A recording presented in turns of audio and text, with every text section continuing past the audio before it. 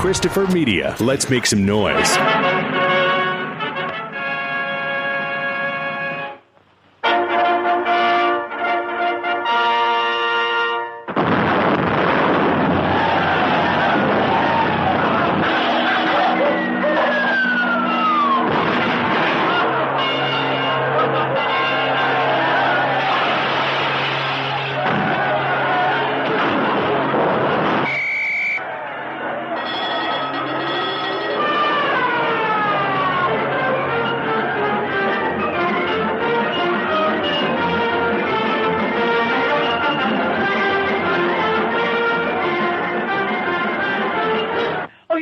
I must speak to you. I'll see you at the theater tonight. I'll hold your seat till you get there. After you get there, you're on your own. Hello? Hello, yes? No, he's not in yet. All right, so goodbye. That was for you again. I wonder whatever became of me. I should have been back here a long time ago. They got drunk, we got drunk, all got children got drunk.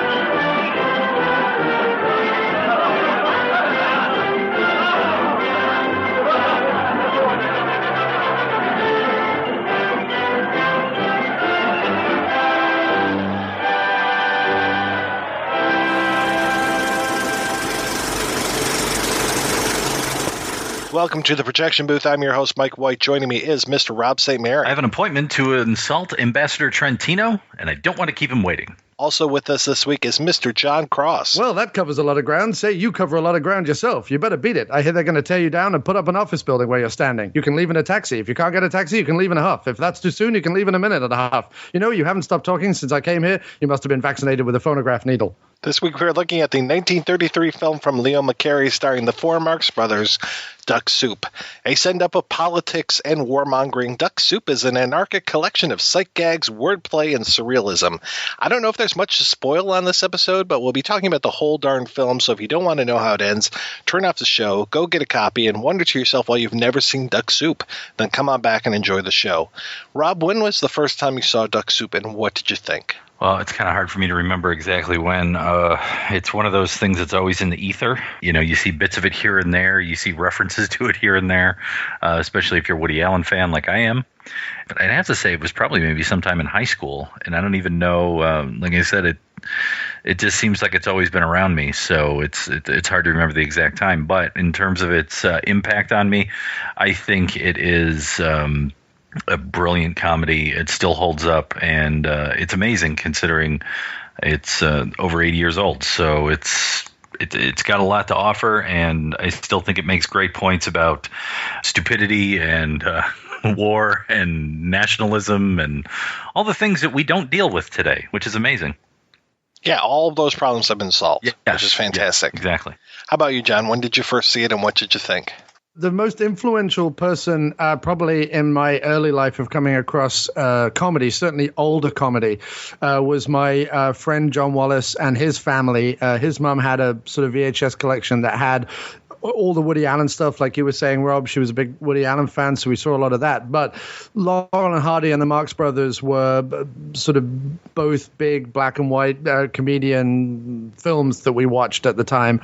And so I must have seen this probably around 92, 93 when I was hanging out of their house one weekend, as I usually did. We usually watched a mixture of comedy films and Hammer horrors. That's kind of what we were doing at the time.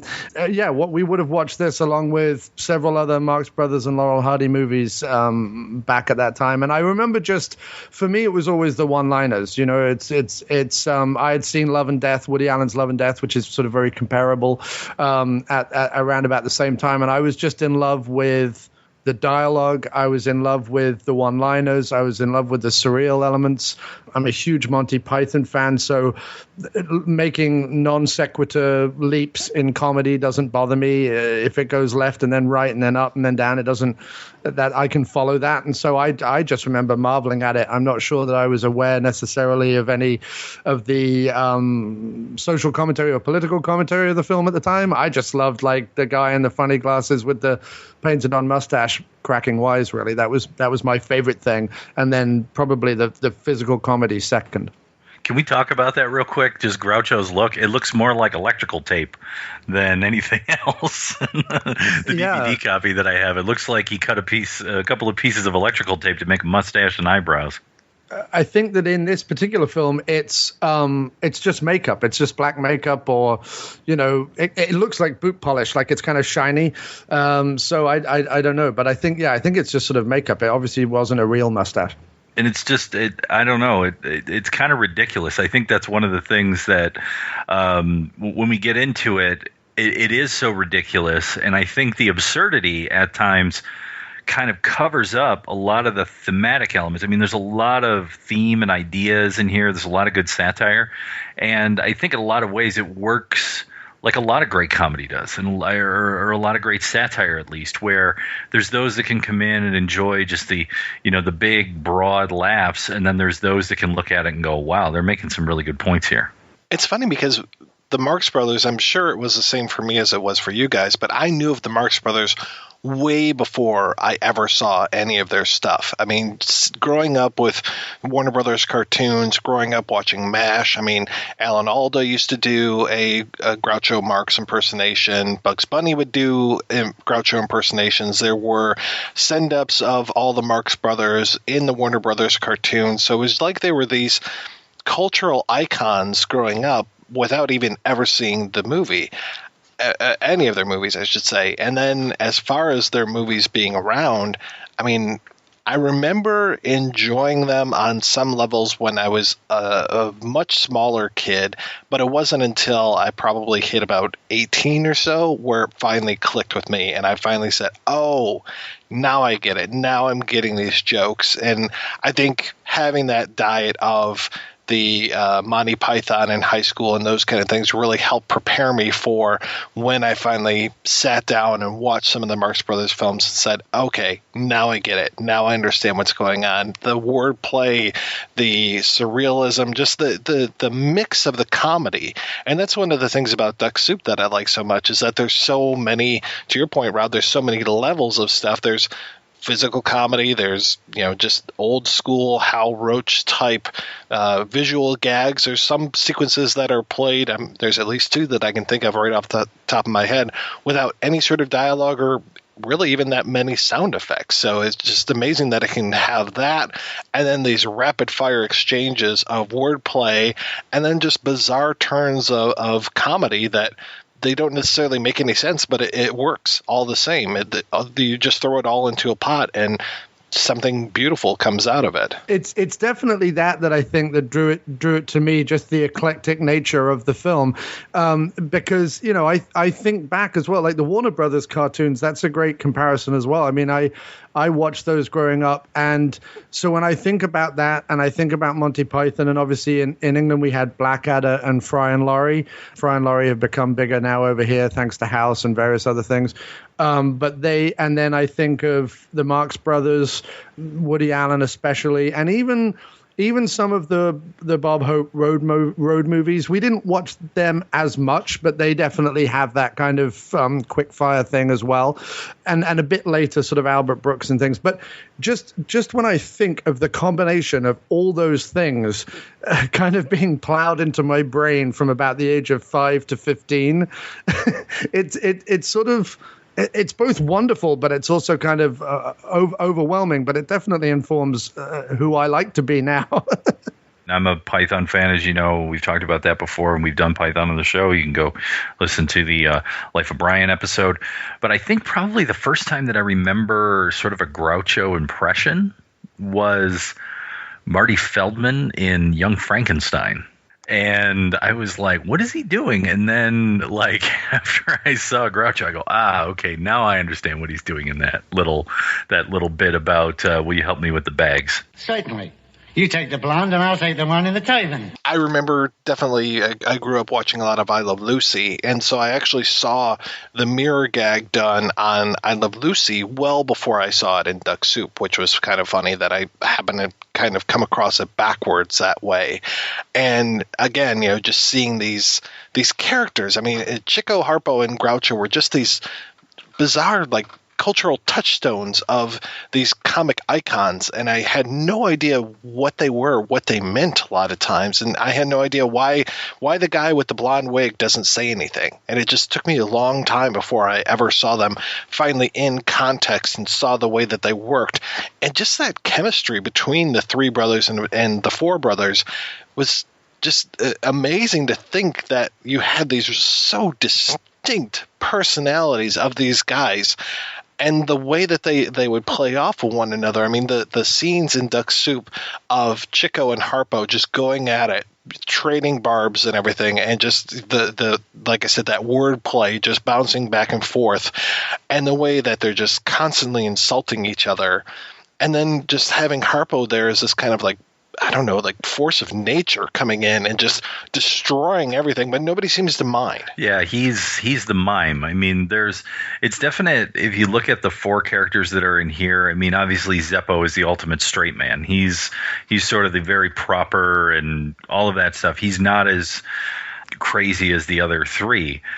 Isn't Zeppo hysterical? The way he just stands there without expression or reaction. Boy, that cracks me up. Groucho is kind of straight in a way. He's trying to get over on people. I get it that he's like probably the schemer, I guess. Like, he knows that he's not supposed to be in these circles around these people, but he does, and he enjoys sort of buffooning them and making fun of their pomposity. And then I think Chico, I don't think you could do that today, that character. I think back then, I mean, if we had sort of the quote-unquote cultural sensitivity that we have today, that would be seen as offensive, because his whole character is this sort of Italian immigrant, I guess, or some sort of mishmash of Italian and Eastern European immigrant, which in some way they all were. I mean, they were all, I think they were all Russian Jews, the Marx Brothers. And then, like I said, just Harpo is this mime character who can be just the physical comedian more than I think all of them. Those names, those stage names, and those personas to go with those names were developed over time while they were a traveling stage act, which they were before they were a movie entity. Yeah, and we should say that Duck Soup, obviously not their first film. So they have done this so many times by this point. And it was, I can't say it was old hat necessarily, but they inhabited these characters so much. And I don't think they necessarily lived as these characters, but people just associated the characters with them at all times. So it's just, obviously they acted perfectly. There was no real acting. They just seemed to be these characters on stage and on screen.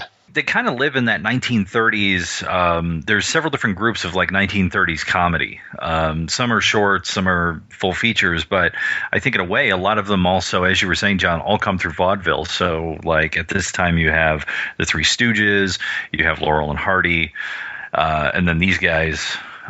So in a way, I think each of them, when you went into each film, you already knew sort of what they were going to play. Like they're kind of doing the same.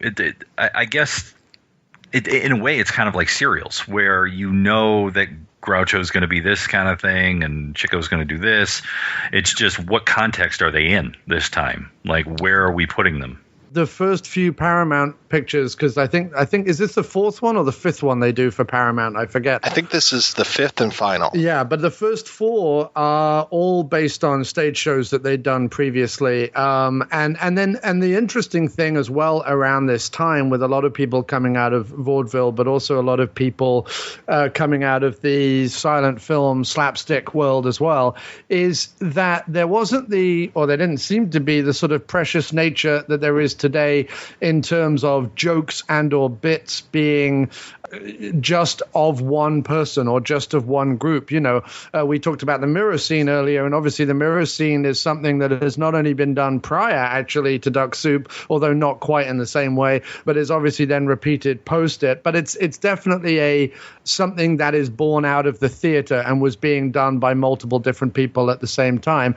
And in the same way, the vocal gags are being done by other people and then are done subsequently. The pratfalls and everything are obviously there's Buster Keaton and there's Charlie Chaplin and there's Laurel and Hardy and there's other kind of people doing similar routines. So, but I think that the reason why when people sort of say, well, what are your favorite sort of earliest comedians, certainly film comedians, while Laurel and Hardy would be up there, the Marx Brothers always pip it for me because of what we were saying about the idea that they do a bit of everything. They've all developed their characters, and then within those characters, the stories they tell and the wild flights of fancy and all the different types of comedy that they pack into a very sort of tight and hectic 1 hour, sometimes 1 hour 10 films are just incredible. And it's interesting actually because the most of their authentic, weird and wonderful stuff comes in those Paramount movies. By the time you move through to the MGM things, and there's 2 box sets out there that I would encourage people go see, Paramount one and an MGM one. By the time you get to the MGM one, they're under a much stricter guideline of having more stronger plots and things like that, and more sort of love interests and serious music and things like that. Like MGM are trying to shape them to be sort of more theatrical and more like a contemporary film almost. But those early Paramount ones are so full of joy and anarchy that they're really my favorite, I think. And I was going to talk a bit about this one, and I'm sure as we go we can get deeper into it. I mean, it's only 68 minutes long. That's one thing. And at times, I mean, obviously back then features were about 70 minutes. It could be a little bit longer because, of course, you had the cartoons and newsreels and all that other stuff. But at times it kind of feels like it's missing pieces. Like there's almost things that are like when you watch it and you get into it, it's fine. Like if you don't sit there and go, what about this? And but it just sort of seems that things skip around quite a bit and is kind of jumpy. So I often wonder, looking at it as I was watching it for the show and taking notes and really trying to, pull stuff out of it instead of just enjoying it as an entertainment, which I usually do, like visiting a favorite old record or music. I was like, wow, I'm like, this thing really is kind of jumpy, and like there's things that are really not explained as to why certain things happen, but we just got to go with it, like don't think too much about it. Well, they set up one character, this Vera Markal character, as this dancer, and there's talk about her being a dancer, and you expect that at some point she's going to try to woo Rufus T. Firefly, the Groucho-Marx character, and she just is kind of there a little bit, but there's not really a whole lot of dancing, and there's not a whole lot of wooing going on either, so... Yeah, there are definite moments where you're just like, wait a second here. And you can find out a little bit more about some of these scenes in the various drafts of the script. And I was glad to be able to dig some of these things out. But yeah, you're right. It feels very choppy a lot of times, even to go, and I'll dive more into the script in a little bit here. But the whole idea of we start with this meeting of the Fredonia. We have these 2 countries, Fredonia and Sylvania, and we start with this meeting of the Fredonia Congress or whatever, the government there, and apparently they are very broke, and they have one person who can give them money, Mrs. Teasdale, who's played by Margaret Dumont, who has been in several Marx Brothers films, and to me she's the ultimate straight man or straight woman in this case. She just takes that abuse from Groucho and everybody else like nobody's business, and just has that proper hoity-toity kind of attitude and everything, and I just love watching her reactions to these things. Well, she's going to give them $20 million if they'll put Rufus T. Firefly, Groucho-Marx, in charge of the country, and little do they know that he has no intention of actually doing anything for the country other than trying to take it for a free ride. It sounds like someone who's running for president. But the thing that's interesting about this is that there's two questions that is set up right there that are not answered at all, even throughout the entire film, is who is Mrs. Teasdale? And her husband left her the fortune. Well, what the hell did he do? Nobody explains where the money came from and why she's so revered. And then on top of it, why the hell did she want Rufus T. Firefly as the president? Because there's no background to what the hell he's even about. So it's like you're at kind of a double loss in the first 2 minutes. If you think about it logically, you're like, okay, who is this woman? Where did she get her money? And then there's the whole thing with, who's Firefly? Why does she want him? Unless it's just a pure sort of like emotional relationship thing where she's like, oh, I really like this guy. And if I, get him appointed president, then maybe we'll have something going on. You know what I mean? But also there's another level in here on top of that. And this is sort of the political aspect where the first image you see in Duck Soup is the NRA logo. And no, it's not the National Rifle Association. It's the National Recovery Administration. Now, in order to understand what the National Recovery Administration is, you have to go back and learn a little bit about the Great Depression. So in 1933, Roosevelt sets up the National Recovery Administration, which is supposed to be a group that's supposed to sort of put some controls on big business in order to make sure people get paid and sort of take care of things and try to have a recovery after the Great Depression and the stock market crash. A few years later, it gets disbanded because it's seen as anti-constitutional and anti-competitive, much to the love of a lot of big business people. Well, the thing is between 33 and 34, around this time, there was some business people right around the time this movie was made. So it's kind of interesting that tried to overthrow Roosevelt for all of his New Deal stuff. They had gone out and found this general by the name of Smedley Butler, who had been a World War I general. He was actually a double Medal of Honor winner.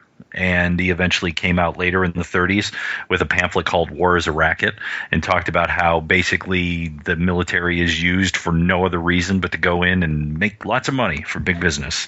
And so to me, this kind of plot in here with her giving the money to the government so that it will do what she wants it to do is quite fascinating. It's a little bit of a satire, but it's not fully explained as to what they're doing. There's also the great thing about Margaret Dumont and the way she plays the role that also actually fits into sort of what you're saying about the plot. And that is that it's sort of in order for the humor to work, yes, the straight people in the film have to acknowledge sort of the Marx Brothers to some extent, but they can't acknowledge all of them, like all the things that they're doing. Sort of some of their stuff is surreal or hyper-real and is happening around them, and other stuff, like the end word of every line of dialogue or whatever, or when he says, can't you tell that I love you or whatever, she can go, oh, Rufus, but she's not acknowledging any of the other mad stuff he said to her previously. And it's a bit like that with the plots as well, in the sense that you acknowledge enough to make the joke work, but if you try and dig into it too deeply, you are going to kind of get lost in a rabbit hole of, well, I don't know what's going on, because the whole point is the humor is going on. Now, there's all the satire and there's all the sort of meaning under the humor, but in general, we as the audience, much like the straight people in the film, have to acknowledge some of it, but not dig too deep into all the bits and bobs. Because, of course, if it was real, if it was reality, or if it was a linear plot or a linear situation, then you would immediately just get, look, could you stop talking, please? And, we need to get on with this. You would immediately stop him down or arrest him or lock him up. You wouldn't put up with it for 5 minutes. So I think it just would have been interesting to hear sort of where this money comes from, who she is, and like why him. Because, like I said, it's never really clear as to who he is and why he's there, right, outside of the fact that it's just Groucho. I mean, it would have been funny if he was, some, great scholar or something, or he has some knowledge of something, and that's why she wants him. I mean, I'm sure it would be flimsy as hell, and it wouldn't matter anyway. But for me, I guess I just have to fill in the blanks as to why that is. Yeah, and I also think that it does, if you're looking at it with contemporary eyes, I guess, or if you look at some of the anti-war satires that have come since the film, the satire is not at its sharpest or most complete or most organized. It's a knockabout Marx Brothers silly comedy, but it's submersive because it's sneaking in satire and sneaking in political points and sneaking in little jabs at either big business or big government or whatever it is throughout the film. But ultimately, its purpose is to entertain. You know, in one of the scripts that I found, they have before the scene in the high chamber or whatever, there's a whole idea of this scene where this agitator, and we see the agitator, he's played by Leonid Kimsky, and we see him after Firefly takes office, we see him talking Trento, and he is there trying to rile up this crowd, and they're being very overtaxed in Fredonia, and he's trying to rile them up and trying to start this revolution. And when they finally decide that Firefly is going to take office, there's a little bit more to it where Dumas goes out and addresses the crowd and says that Firefly is going to take office, and the crowd is very happy about that, and the government will continue. And then rather going to the next scene where Firefly takes office, we have it goes to the scene that we know comes third, or the sequence that is third, which is seeing the agitator say, I have failed, Ambassador. I know it, you idiot. I'm sorry. You have muddled everything. If you'd started the revolution as I planned, during the turmoil, I could have stepped in and placed Fredonia under the Sylvanian flag. Our flag. But Firefly blocked us. Your Excellency, you have no idea how popular he is in Fredonia. Oh, yes, I've known of that, too. That's why I have 2 spies shadowing him. I want to find out something about him, something to disgrace him, to discredit him with the people. And then having Pinky and Ciccolini coming in and talking to Trento. So it's weird how they kind of flip that. We actually see Pinky, the Harpo character, he's in the movie before he's actually introduced. He is there with the motorcycle with the sidecar, and he comes in. We have no idea who his character necessarily is. As the audience, we go, oh, hey, that's harpo-marx. But as a film, we have no idea who this guy is. And then it's interesting that he's already been introduced in the screenplay in that next scene. Obviously, the idea of agitators causing problems and trying to overthrow the government, I mean, this is only 12 years past the 20s, the World War I. I mean, World War I does play a role in here to a certain extent. And I would say agitators, obviously, someone trying to foment a revolution. That's what caused World War I. You could look at the Russian Revolution. You could look at Sacco and Vanzetti. There was a whole bunch of anarchists in the 1920s in America. That was part of the reason why J. Edgar Hoover became who J. Edgar Hoover was he was trying to crack down on supposed anarchists. And that's why the ACLU was formed, because they were trying to protect people from being labeled as anarchists. So there's all that in there. And then also, probably around the time this was shot, if not a little bit after, July of 1932, was the Bonus March. And the Bonus March was after World War I, all the soldiers who came back were told that they were going to receive a bonus for the war, and there was a big encampment on the mall in Washington, D.C., and they were like, all right, fine, give us our money because we're broke, and it's the Great Depression and we need the money. So there was a big struggle between the government and the soldiers who had fought. So there were those who were concerned at that time that there was going to be some sort of revolution that took place because you had all of these guys who obviously had military training camping out going, give us our money. So all of this, I think, in a way, while it is, like you said, let's make a light comedy for the kids and people during the worst days of the Great Depression, would have things that I think contemporary audiences would go, oh, okay, I can see what they're connecting the dots to here, or at least an allusion to. Yeah, I think I was just saying that it's not polished, I guess. It's not something as sort of biting or as thought out as some of the ones that come post this. with contemporary eyes. At the time, it may have played as a far more sort of biting and irreverent satire. But I think with contemporary eyes, or certainly maybe it's just me, I don't have the knowledge necessarily of the history of the time in as much detail. But for me, I sort of see it more as with the satire it's in fairly broad strokes, most of it, with the occasional kind of pointed remark or the occasional pointed character. Yeah, and I actually kind of appreciate that it does feel kind of, I wouldn't say thrown together, but it does feel like it is it's very loosely held together. It feels like this movie could break apart at any moment. You know, it feels like it takes these weird turns, and we never know exactly where it's going. Like the idea of the peanut vendor and the lemonade stand, like this just, it kind of comes out of nowhere, and it's really apropos of barely anything. It manages to get Chico to the palace or the executive mansion, and he becomes the new Secretary of War. But there's really no point to those scenes otherwise, other than that they're hysterically funny. And to me, those seem like sketches that would have been done on stage. Yeah, and it's almost like in a sitcom, you have the A plot and the B plot. It's almost the B plot of the film is Chico's constant harassment of the lemonade vendor, because it even goes right up to the announcement of war. And Chico sees the lemonade, or sees a beautiful woman in the house, and goes in to chase the woman. And it turns out that this happens to be the lemonade vendor's wife. And then there's sort of an ending of that story, which is where Chico surreally pops up out of his bathtub playing a bugle. Harpo, sorry, yeah. It comes out of the bathtub playing a bugle, which is sort of the end of that story. But it is the B plot throughout the film, which is the hats, the burning of the hats, or the changing of the hats, the attacking of the stands back and forth, and then the ultimate thing, which is chasing his woman, essentially, I guess. So once he's picked, then there's the big reveal of Groucho, Rufus T. Firefly, to become the new leader.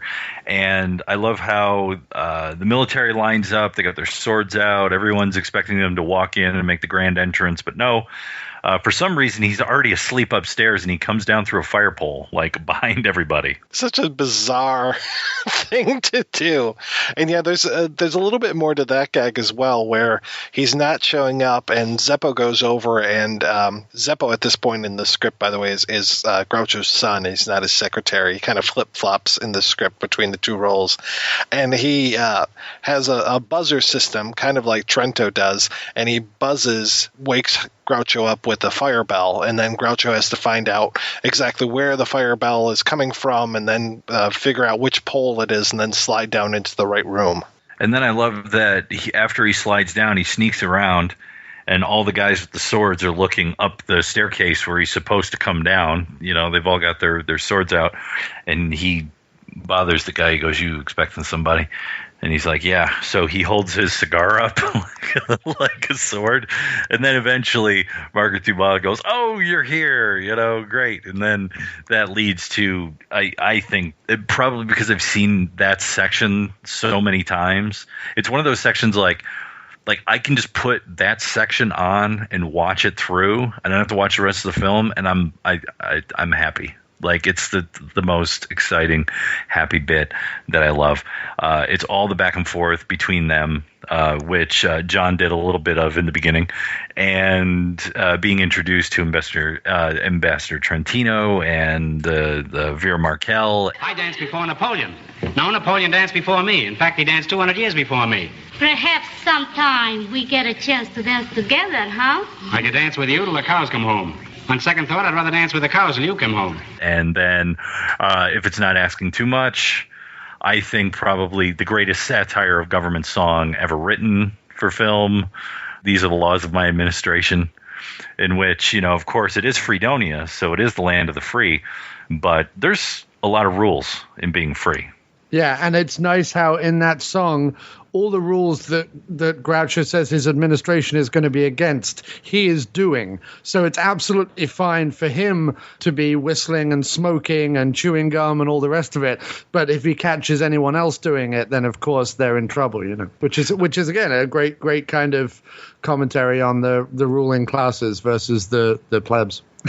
And at the same time, though, I often see this sort of back and forth between Firefly and Ambassador Trentino as sort of a battle between the high and low. And what I mean by that is that I would say that Trentino probably represents, you know, the upper, the elite, the bourgeois, and therefore Firefly is kind of the low, the worker, because he seems a little bit more disheveled. He's a little bit more common in his language, and then uses aspects of the high culture and the high expectation to start things with Trentino, right, where he smacks him in the face with the glove and all that stuff, and you know, all this, you know, kind of, I'll duel you, you have dishonored my family, and all of this ridiculousness. Well, there's also a crazy two things happening with Groucho's character, which is, on one hand, he's thumbing his nose at all the hierarchy and all the pomposity of and ceremony of, you know, politics or government or whatever it is. But at the same time, his character that he's playing has to also be a satire on leaders enacting crazy rules and all the rest of it. Both his character, do you understand what I mean? Like, his character is satirizing something, but at the same time, his character is also someone who is in the middle of all this thumbing his nose at the hierarchy. So he's both the hierarchy and thumbing his nose at it, but in playing the hierarchy is also satirizing it. Like, it's a two thing is going on in his character, you know? Where you see people playing authority figures, I think of obviously like Cleese and Chapman in Monty Python. They play authority figures, or Stephen Fry in Blackadder Goes Forth, which has, funny enough, a lot of sort of duck soup stuff in it. You see those characters, and they are purely satirizing the hierarchy by being ridiculous or silly or whatever it is, but while being also in suits or in uniform or whatever it is. But rarely do they then go around and also then make jokes at the expense of other people within the hierarchy. It's normally just satirizing, and Groucho is doing both, you know?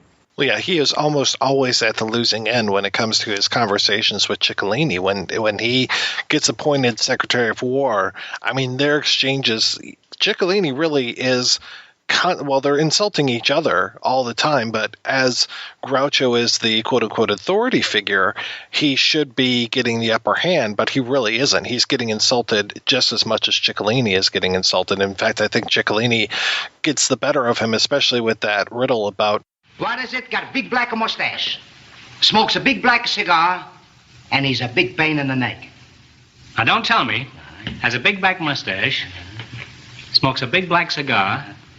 And there's a big pain in... Does he wear glasses? That's right. You guess it quick. Just for that, you don't get the job I was going to give you. What job? Secretary of War. All right, I take it. So... Which to me is that another level down, is the immigrant making fun of the working class guy just above him, as the working class guy is making fun of the, you know, the leaders and the business owners above him. So it's almost like three levels, three stratas of society going at each other. We always think of Groucho-Marx, I guess, as the Bugs Bunny character, almost getting the better of everybody with his quick wit or his funny movements or whatever it is. But actually, you know, Harpo and Chico will always get the better of Groucho. You know, like the sort of Harpo and Chico are kind of untouchable because in a sense they don't care. Like, I mean, Harpo particularly is probably the most anarchistic of any of them. You know, he goes around with his big pair of scissors cutting everything, you know, just sort of, he goes through the world destroying stuff either for his own amusement or for his own benefit, you know. Therefore, he's sort of untouchable. You can't really, and he hasn't got a voice. So, you know, if you try and argue with him, he just honks a horn at you or squirts your face with water and off he goes. He's sort of above it all. It's quite incredible. Well, and he defies the laws of logic. You know, he is a surreal character. You know, he's got a tattoo of himself on one arm, he's got the dancing woman on the other arm, and he's got the dog house in the center of his chest where a real dog head pops out. So he is not bound by human laws. No.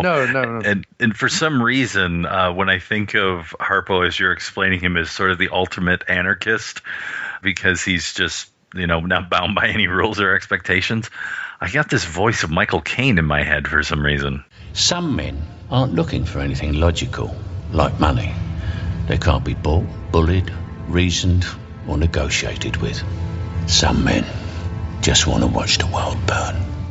But in a more amusing way, as opposed to an evil, destructive way. He destroys things, it seems, for his own amusement rather than anything else. It doesn't seem like he's doing it out of any sort of malicious intent. No, except that you could say he is a clown, right? Exactly. He's very clown-like, but he does go after the lemonade vendor. I mean, he has no appreciation of his property or his clothes or who he is or what he's trying to do. It's just he can burn his hats, cut his pockets, run around inside his tank of lemonade. It doesn't really matter to him. He's just going to destroy it for your own immediate. And there's a little bit of sort of mischief. It's not malicious, but it's mischievousness, I guess. The other aspect that I get when I look at Harpo in this film is that it almost seems, and I think that this is before that, so it's almost like he's got Felix's bag of tricks. It's like he can reach into his pocket and pull out all kinds of odds and ends. You know, it's like he's got a blowtorch. Where did the blowtorch come from? Well, there was a line in the one movie where they're like, you can't burn the candle at both ends, and out of his bag of tricks or out of that overcoat, he pulls the lit candle, burning at both ends. Yeah, he has that touch with the magical realm. I mean, there was supposed to be a joke in here where somebody was talking about the wolves are at the door, and he goes over and opens up the door, and there are all these wolves outside. So he's constantly being able to do those kind of things. I mean, he does, unfortunately, him being in this kind of surreal realm kind of trips him up every once in a while because he runs across that radio when he's trying to be really quiet, getting the war plans, and the radio is the loudest radio ever, playing the most raucous version of Stars and Stripes Forever ever, and he can do anything to this radio and it's still going to be playing the music. Even if the radio is gone, the music is still going to be there. Back to your point on Chico, it's like really if it wasn't for Chico and Groucho going back and forth, Groucho wouldn't have anyone who's even on the level with him because there's nobody in the film that could keep up with him. Like Margaret Dumont just sort of like sits there and goes, oh, just kind of like laughs, and then Trentino can kind of go with him a little bit to a point. Harpo's not, because what he's going to do is honk his horn at him or whatever. But like from a wordplay standpoint, he needs someone who's almost a peer, if not better, because that allows him to go back and forth. I mean, some of my favorite lines are in that bit where you were talking about he's got the stand outside and he's like, hey, you should come up here and give you one of them soft government jobs. And he asks him, would you like the job in the mint? He goes, no like mint. What other flavor you got? And then once he decides to take the job as Secretary of War, I always like that line. I've used it many times before. It's like, I think we should have a standing army. I should have a standing army. So that way you could save money on chairs. I mean, that's the kind of shit that I like. That's fucking funny. I have friends of mine on Facebook and Twitter who groan when I make bad puns, but fuck you. I've watched enough Marx Brothers films, and that's why I'm infected by the pun machine. It's really interesting because you would think that you've got Groucho being verbal and Harpo being physical. Sort of what role would Chico play? But the fact that he's able to go word for word with Groucho while also being able to ably assist Harpo in his physical comedic antics, he's sort of the perfect go-between the two. He kind of slots right there in the middle, which is wonderful. Yeah, I feel bad for Zeppo in this one because he had that role a little bit in other films. He was able to, if he wasn't being stuck in that leading man type of role, which just never really suit him, he was able to keep up with the other brothers when it came to some of the wordplay stuff. And he has nothing to play off of in this movie at all. He's barely in this film. The other point I wanted to make was about Trentino. Again, it's a prime example in the sequence where Ciccolini and Harpo are going in, Ciccolini and Pinky, are going into his office, and, they run amok in the office. Like I was saying earlier, they have to kind of you have to suspend your disbelief, because you have to believe that despite being absolutely run roughshod by these two guys throughout this entire sequence, with stuff being stuck on him and stuff being snipped and the whole cigar play and everything back and forth, and their baseball stuff that they do, which is all fantastic. At the end, he still has to go, okay, now go work. Now you have to continue working for me. Whereas in reality, you'd just be like, who are you, loons? Get out of my office. It's that delicate balance between, and he plays it, like Louis Calhoun plays it completely straight, and he gets frustrated and he gets angry, and he's like, well, you guys sit down. And then of course they sit down behind him on his chair, and he plays it completely straight and gets frustrated in all the normal reactions, but then has the abnormal reaction of going, okay, I'm going to give you a second chance, which plays wonderfully for us, the audience, but obviously it's hyper real. It's not real, I want to try to bring us right back to the plot at some point in here, and because there's not a whole lot of plot to this film, really. And we've kind of touched on things here and there. Basically, there is kind of an A plot and a B plot as far as the movie that Chico and Harpo are in, which occasionally runs into the movie that Groucho is in. And Groucho as Rufus D. Firefly is the leader of Fredonia, and Trentino is the ambassador from Sylvania. And the whole thing is that we get from the beginning is that Sylvania, Trentino wanted a revolution to take place in Fredonia, and then Sylvania would take over Fredonia. So there's this background of war that's going on. But at the same time, instead of the war being for quote-unquote legitimate reasons, Groucho feels supposedly insulted by Trentino. That's it. Like, he insulted him and his family, and therefore I'm going to start a war with you, which kind of sounds like another president we had. But anyway, this whole thing seems to be the basis. So there's this back and forth where he insults him, he smacks him, and he goes, that's it, I guess we're done, we're going to have a war. And then Margaret Dumas' character is trying to get them to reconcile and gets them together, and it's like, let's all be nice, boys, and not have this war. And it's like, okay, I will, as long as he apologizes. And then, it happens again. So that's how we end up with the big, we're going to war, and then the actual war thing. But in between, there's the whole thing about sedition and treason related to Ciccolini eventually being found out as giving information to the enemy. There's also, I think it all stems from that garden party that Margaret Dumont is holding. Trentino and Rufus are both sort of wooing her, and Rufus barges Trentino out the way and is doing some sort of verbal stuff with her, and then he calls him an upstart, and that's what gets Groucho's, that's what makes him angry. And then later there's that great scene where he's like, it was silly of me to lose my temper on account of that little thing you called me. Little thing I called you? Why, what did I call you? Gosh, I don't even remember what it was. Well, do you mean worm? No, that wasn't it. I know. Swine. No, it was a 7-letter word. Oh, yes. Upstart. That's it. Upstart. Oh, please. Mrs. Teasdale, this man is impossible. This is an outrage. My course is clear. This means war. Oh. You runt. I still like upstart the best. And then right before you get the big war announcement, Margaret Dumont, Mrs. Teasdale, tries to get them to reconcile one last time. And Groucho has that excellent thing before Trentino shows up to reconcile with him.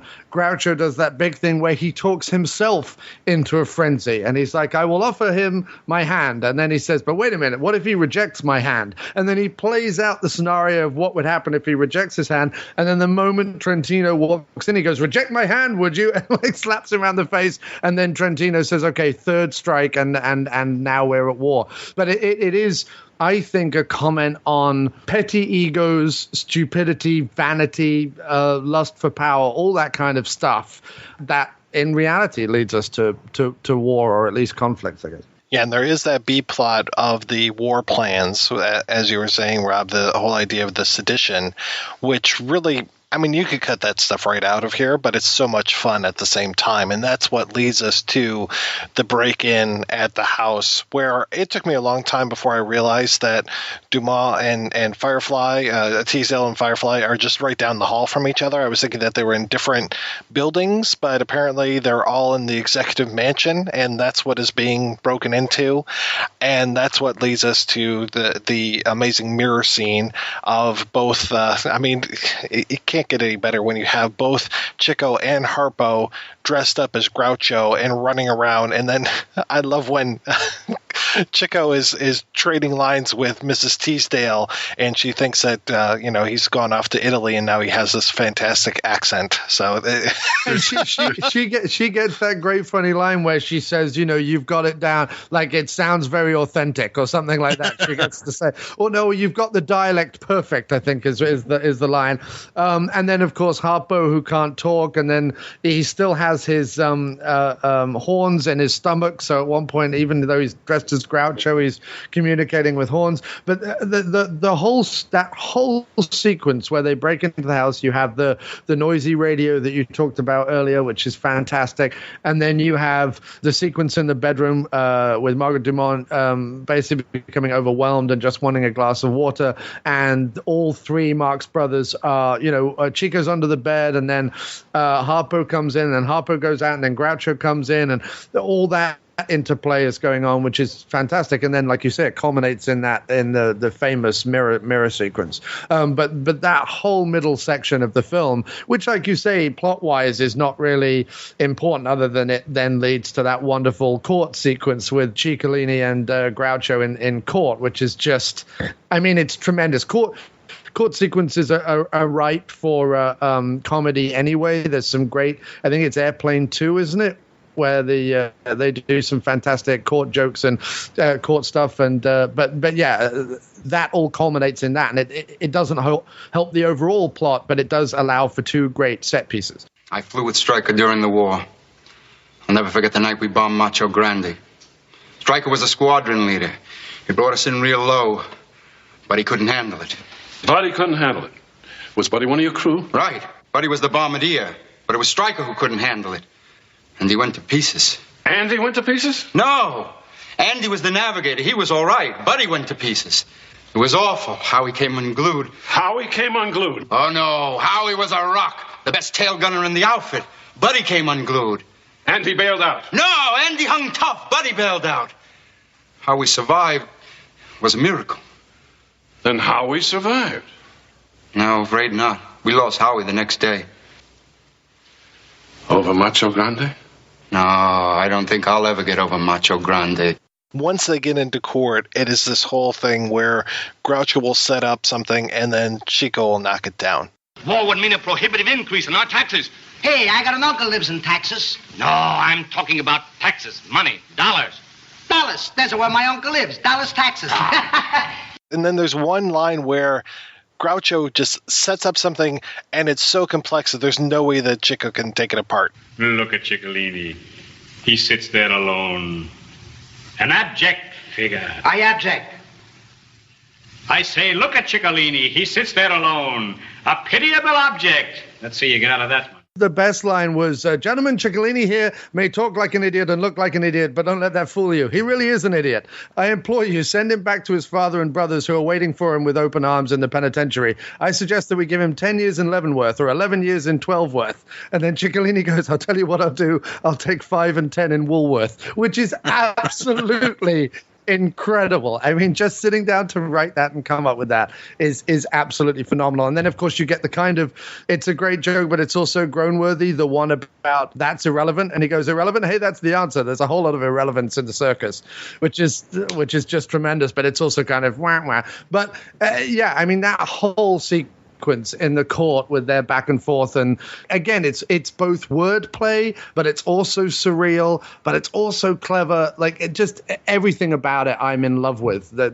Just the use of language is incredible. Well, and then to just turn so quickly and immediately when they decide, okay, we're going to go to war, and then have it turn into a musical number. Yeah. And just one of the best musical numbers. And I love that even though they're spies, even though Ciccolini was on trial for treason, he's right there with them, and he's one of the four Marx Brothers who are going to be going to war. Him and Harpo are right there. Let's go ahead and go to war with Sylvania. Since there are really no other characters, Groucho kind of needs everyone he can get. So it's also the only sequence where all four Marx Brothers are doing a bit in front of, or the first time in the film, because obviously later in the war sequences there are, but it's the first time in the film where all the four Marx Brothers are together singing that incredible song. And I think it's also wonderful. I think it's in Hannah and Her Sisters that it's the sequence that Woody Allen sees after his existential crisis that brings him back to reality and makes him go, look, there's people up on the screen, they're singing, they're dancing, they're having fun. Like, this is what life's all about.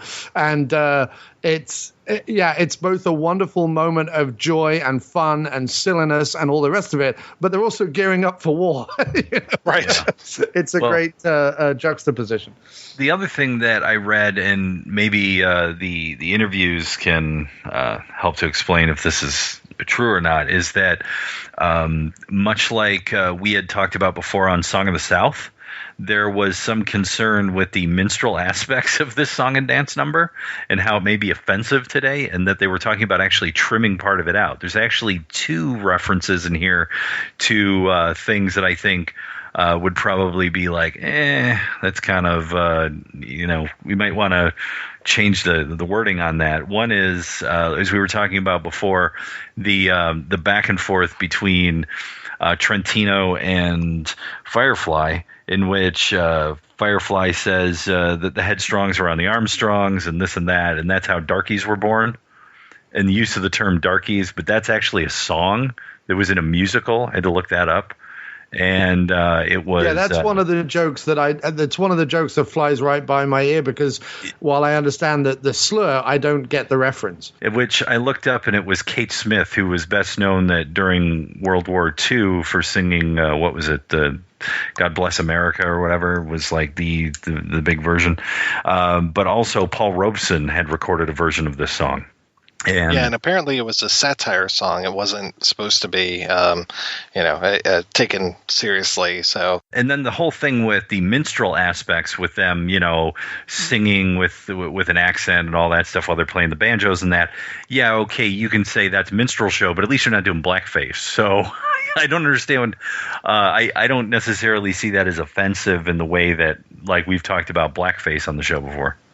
Yeah, but we talked about black actors in blackface. All God's Children's Got Guns. That's another thing where they were making a reference. I'm trying to remember what the original song was, but it's like, yeah, some of those things really kind of hit weird now, and especially, that's why the darkies were born.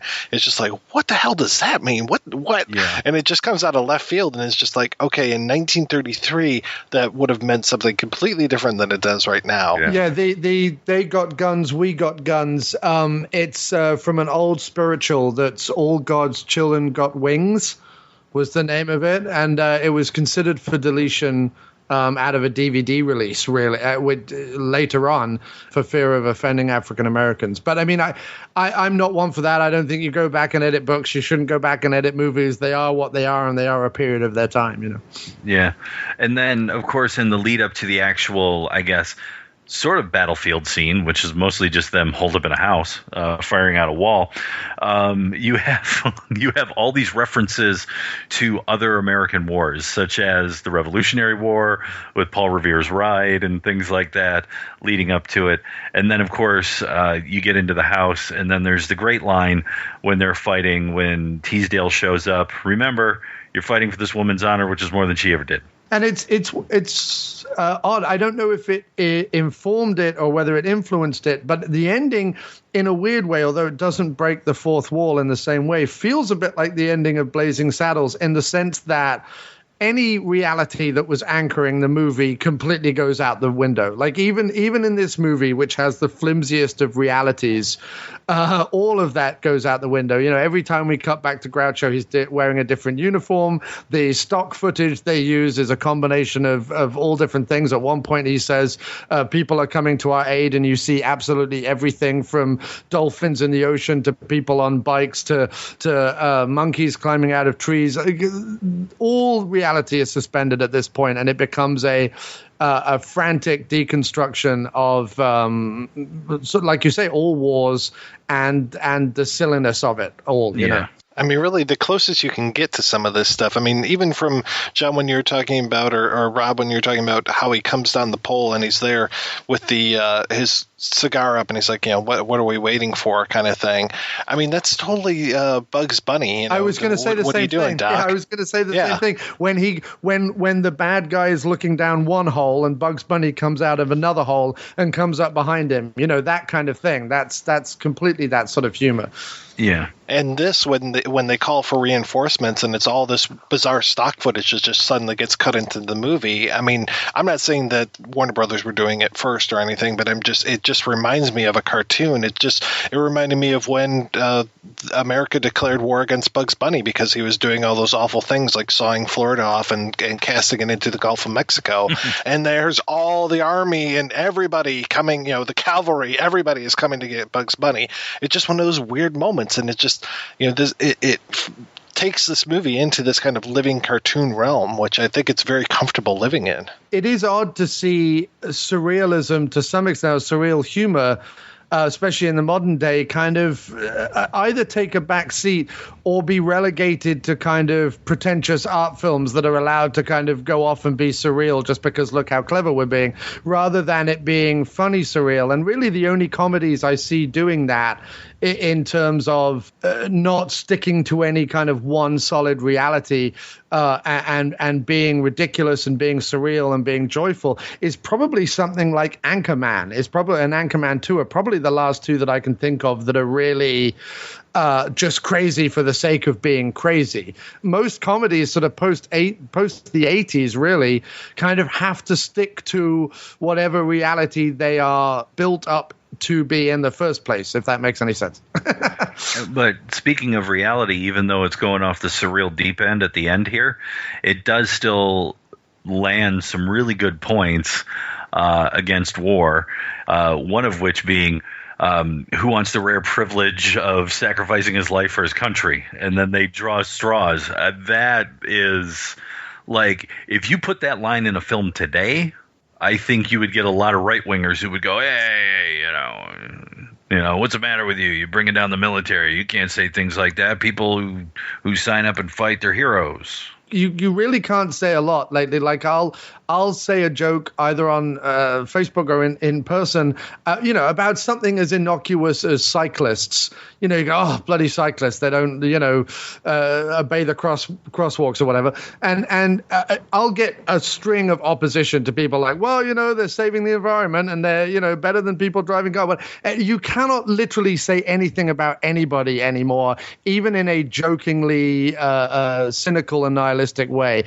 You get a volley of opposition. If you say something about vegans as a joke, they all get up in arms. Everyone gets up in arms about everything these days. It's ridiculous. Yeah, the attitude towards war kind of reminds me. You were talking, John, about the element of surrealism and stuff, and you made a good point with the Anchorman movies. But the only other area that I can think of where it's kind of safe to delve into surrealism in these comedies is when it comes to, and some of them are terrible, especially the Friedberg and Seltzer movies, but in the parody films.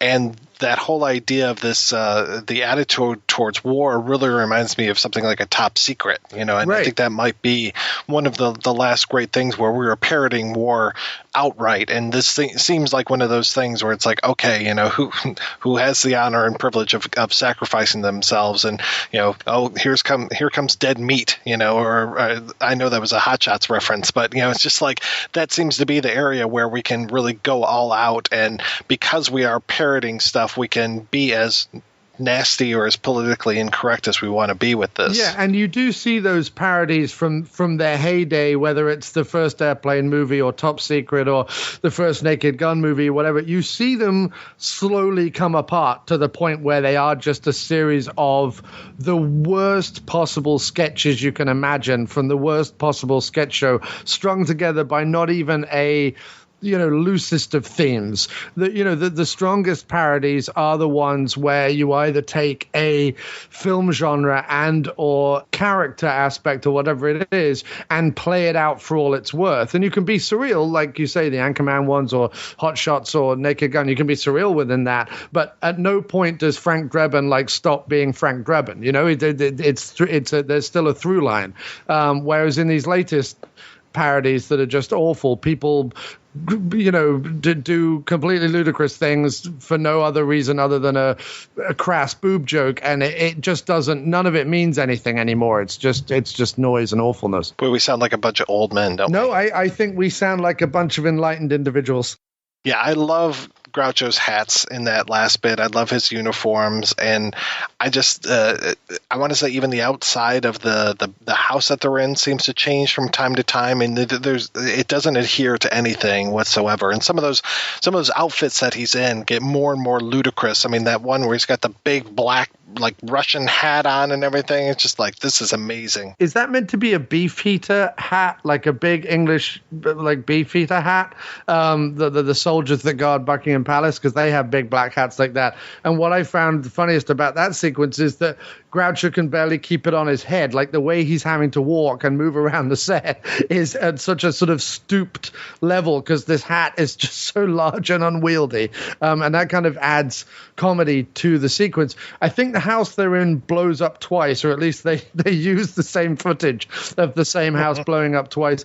And there's also some great bits where they carry on regardless, where debris and bits of the building and everything else are falling down around them. And I think it's both Groucho and Margaret Dumont that at some point get hit by a piece of falling scenery, which I'm sure was polystyrene, but still. And they kind of carry on regardless. And they're like little fun bits to see them plow on with the joke, despite the fact that there doesn't seem to be a lot of safety in the studio. They do genuinely seem to be being bombarded with, even if it is polystyrene, large sections of scenery falling on them. So that's kind of fun from a behind-the-scenes kind of aspect. Well, beyond the hats, he gets his head stuck on a giant, I think it's a picture or it's a vase or something on his head.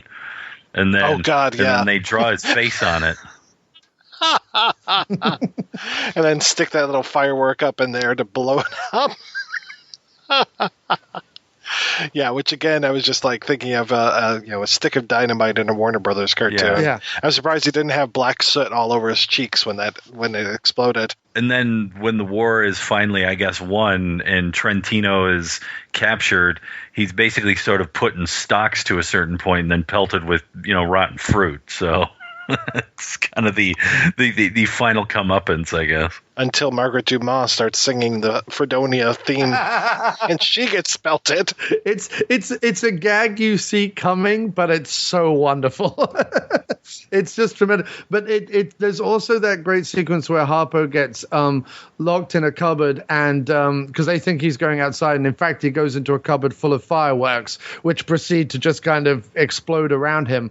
And it's funny because years later in, I think it's either the third or the fourth Pink Panther sequel, Peter Sellers is in an entire fireworks factory that starts to explode and has a very sort of, also while I think he's wearing like a fat suit or something. So there's that correlation that sort of 50 years later in a Peter Sellers movie, he's doing a lot of those gags as well. So, and I think, when you talk about why does this movie hold up or why is this movie still relevant or why should people still be watching this movie, it's because jokes like that or physical comedy like that doesn't age. It's funny then, it's funny now. All right, we're going to take a break and play a trio of interviews.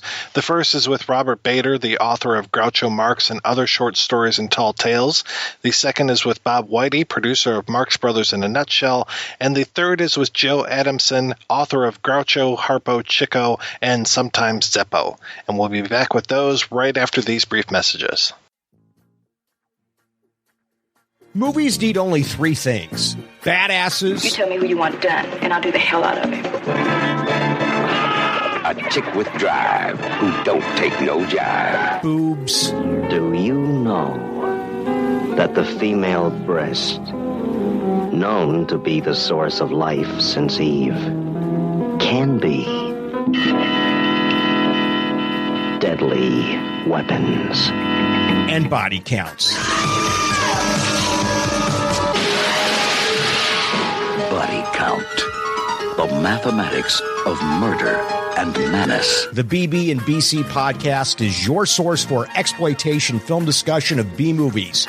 You can find the show on iTunes and Stitcher Radio by searching for BB and BC podcast. You can also listen to each episode directly from the show's website located at badassesboobsandbodycounts.com. Let's go to work.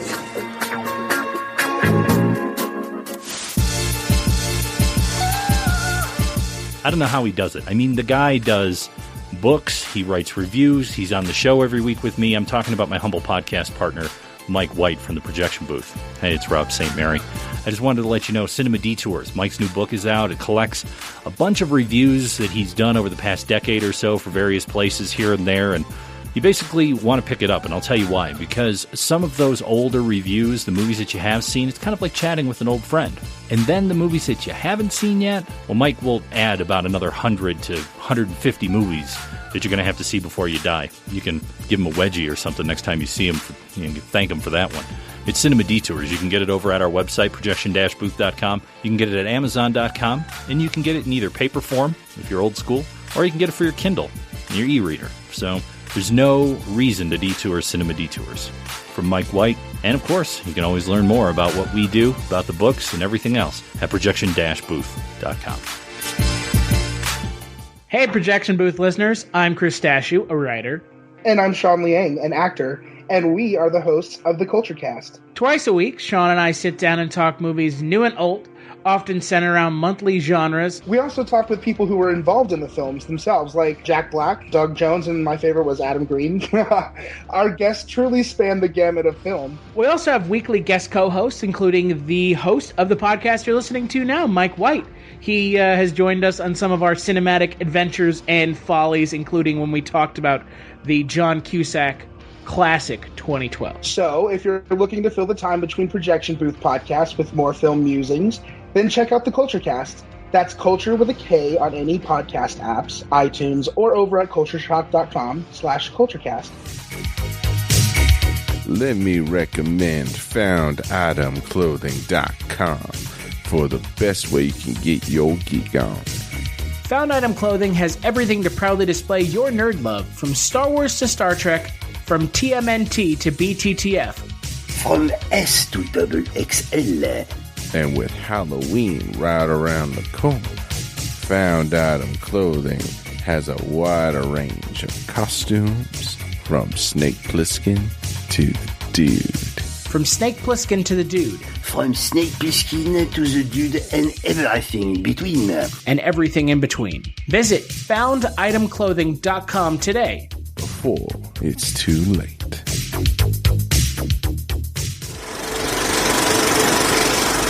So you've been a fan of the Marx Brothers for a long darn time. I just completed a very large book about the Marx Brothers' early life and stage career, and I was asked to put in the introduction something about how I came to know the Marx Brothers, and it was very easy for me because I can remember a very specific moment. I was about 8 years old, and I used to get dropped off at my grandmother's house on Saturdays when my dad went to work because I used to fight with my brother. So they'd separate us, and she would just park me in front of a television set with a grilled cheese sandwich and leave me there, figuring I'd stay out of trouble. I was just flipping around the channels on a dial before there was remote control. We had to actually get up and turn the thing. And I saw what I later learned to be Harpo disrupting the Punch and Judy puppet show in Monkey Business. And I said, oh, well, I'll watch this. This looks interesting. And I watched it till the end of the film, and I loved it and thought it was really funny, and then didn't think about it again because I was 8 years old. Maybe a few months later, I'm at home watching television and, again, flipping through the channels, and I see that same guy chasing a turkey with a club around a hotel room. And later I learned that was room service. So far, I like to say in the book, the guy with the big black mustache had not yet made an impression. So far, I've discovered Harpo. The second time around, I said, I've got to see who these guys are. So I wait till the end, I see the credits, and I say, okay. I go to the library a few days later. I mean, the internet would have been pretty useful in, 1969 or 70. But I went to the library, and I looked them up, and to my amazement, there were books about them, and they had written books. So I took a couple of books out of the library, and I think my parents were absolutely stunned that I didn't go near a television set the whole weekend. I just read Groucho and Me cover to cover. I was hooked. I just wanted to know everything I could learn about them. And I was interested in doing research, at a young age. Maybe by the time I was in high school, I was going to, newspaper libraries and looking for clippings and trying to learn all the obscure, arcane stuff I could, not ever thinking this would be a book. But just a big fan who wanted to know everything. And this is the golden age of discovering the Marx Brothers, in my opinion, because Groucho was still around. So he was going on TV, and you could see him on the Dick Cavett Show and on Merv Griffin. And he would pop up occasionally on a variety show and sing in his old man voice, and it was kind of cool. And then the Carnegie Hall album came out. So if you were a young fan of the Marx Brothers, say between 1970 and 1975, you were just inundated with cool stuff that would make you love them even more. So how do you go from being a fan to actually somebody who's writing books and producing things about You Bet Your Life? What really was interesting is I didn't know I was going to do any of that stuff. I just was collecting everything I could get. And there's this sort of negative connotation of being an obsessive collector. And I don't really understand why that is. I guess there are people who are hoarders and pack rats who are just obsessive at all the things they can get. But I was collecting information. And I was really interested in just knowing everything. And people used to say, what are you doing with all this stuff? And I think around the time I was, getting out of college, I would say stuff like, working on a book. And then later on, I said, working on a documentary or something. And, I wasn't really, but I just figured they wouldn't think I was crazy. And as I started to collect all these clippings and I started to discover that Groucho was a pretty funny writer, and I really enjoyed the items that he'd write for The New Yorker and for Judge, all these different humor magazines, and they'd pop up in the New York Herald Tribune. They had a magazine section called This Week. I loved these things. And then I noticed that there were little variations of these articles popping up in Groucho and Me and Memoirs of a Mangy Lover. And I said, these are really good. I'd like other people to read them. So I did compile a book of his selected writings, and to my amazement, it got published in 1993, and it's done really well. It's had several foreign language editions. I mean, this is mystifying to me because I was just thrilled to get it published. But the fact that people like it and it keeps selling, and there's a new edition that came out in 2011 that I added additional material to. So it's sort of become a standard Groucho work, which pleases me greatly because I just enjoy this stuff so tremendously. But a lot of what Groucho wrote about was vaudeville, and I wanted to know everything I could learn about vaudeville. I decided that I would research that with equal insanity, just knowing everything I could about the Marx Brothers and vaudeville. And in much the same way, I eventually decided that should be a book. And it now is. I imagine there's a wealth of information about vaudeville, but I imagine it probably just goes a few inches deep, and you were probably wanting to dig a lot farther than that. Yeah, what was really interesting to me is all the other books about the Marx Brothers, even the ones the Marx Brothers themselves wrote, didn't really go very deep. I would wonder about things like the transition that they described from becoming a comedy act, having been the Four Nightingales, was a little murky. There were different little apocryphal stories. They all told them differently. And, Harpo Speaks has a different version of a story than Groucho and Me. And then Chico wrote an article in the New York Times where he said it happened a different way. And I wanted to know what really happened. And to a certain degree, you can't find out, but you can find out a lot. Local newspapers covered vaudeville, and it required a lot of travel, a lot of visits to various libraries and historical societies. But in doing it, I discovered so much that hadn't ever been written in a book before. There are entire vaudeville acts that Groucho had appeared in as a young boy that have never been mentioned in any book. I'm really thrilled to be able to put that stuff out there. I just wanted the information for myself because I was curious, but then it turned into be quite a good story. There are things about their lives and what happened because they were in vaudeville that just make for great drama and occasionally hysterically funny stories that they didn't tell themselves. There'll be some very surprising disclosures in the book. You want to tease me with one of those? I mean, I'm over here drooling about this stuff, yeah. I had to read this a few times when I first discovered it, and I still read it today, and I look at it and say, how could this have actually happened? The Marx Brothers were, let's say, active young men out on the road looking for women. And they would get into a little bit of trouble now and then with the local girls, which was a reason why vaudevillians were frowned upon by the local fathers. There were a lot of shotguns in vaudeville. The joke was, and Fred Allen, great comedian Fred Allen, wrote a wonderful book about his days in vaudeville called Much Ado About Me. And he actually gets pretty graphic about some of this and says that the local girls in these towns were not interested in the local boys because there was gossip and they would talk. But the vaudevillian would be there for 3 days or a week and then he'd go. So these women were available. And the Marx Brothers took advantage of that and partook often, and occasionally were chased out of town on the wrong end of a shotgun. And in at least a couple of cases, the person with the shotgun hit his target, which would be one of the more surprising elements of the book. Minnie, their mother, manager, creator, who really ran the whole show for a number of years, had a brilliant idea to keep them from getting in trouble with the local girls, and that was to start a school for chorus girls that she'd run out of their house in Chicago during the summer. And girls from around the country would come there to be trained in theatrical arts and how to be a chorus girl. And what they were really learning was that you go on the road with the Marx Brothers, the Marx Brothers may look for a little bit more than a chorus girl every now and then. Apparently, that happened with great frequency. In the vaudeville trade papers, there used to be this sort of euphemistic ailment when someone had to leave the show and go to the hospital. Vaudeville was filled with appendicitis attacks. Chorus girls were constantly leaving shows to have an appendix removed. In the case of the four Marx Brothers act, the question would always be, which Marx Brothers appendix is she having removed? It's uncanny that if you, for example, nowadays, when I started doing this, you couldn't search this stuff online.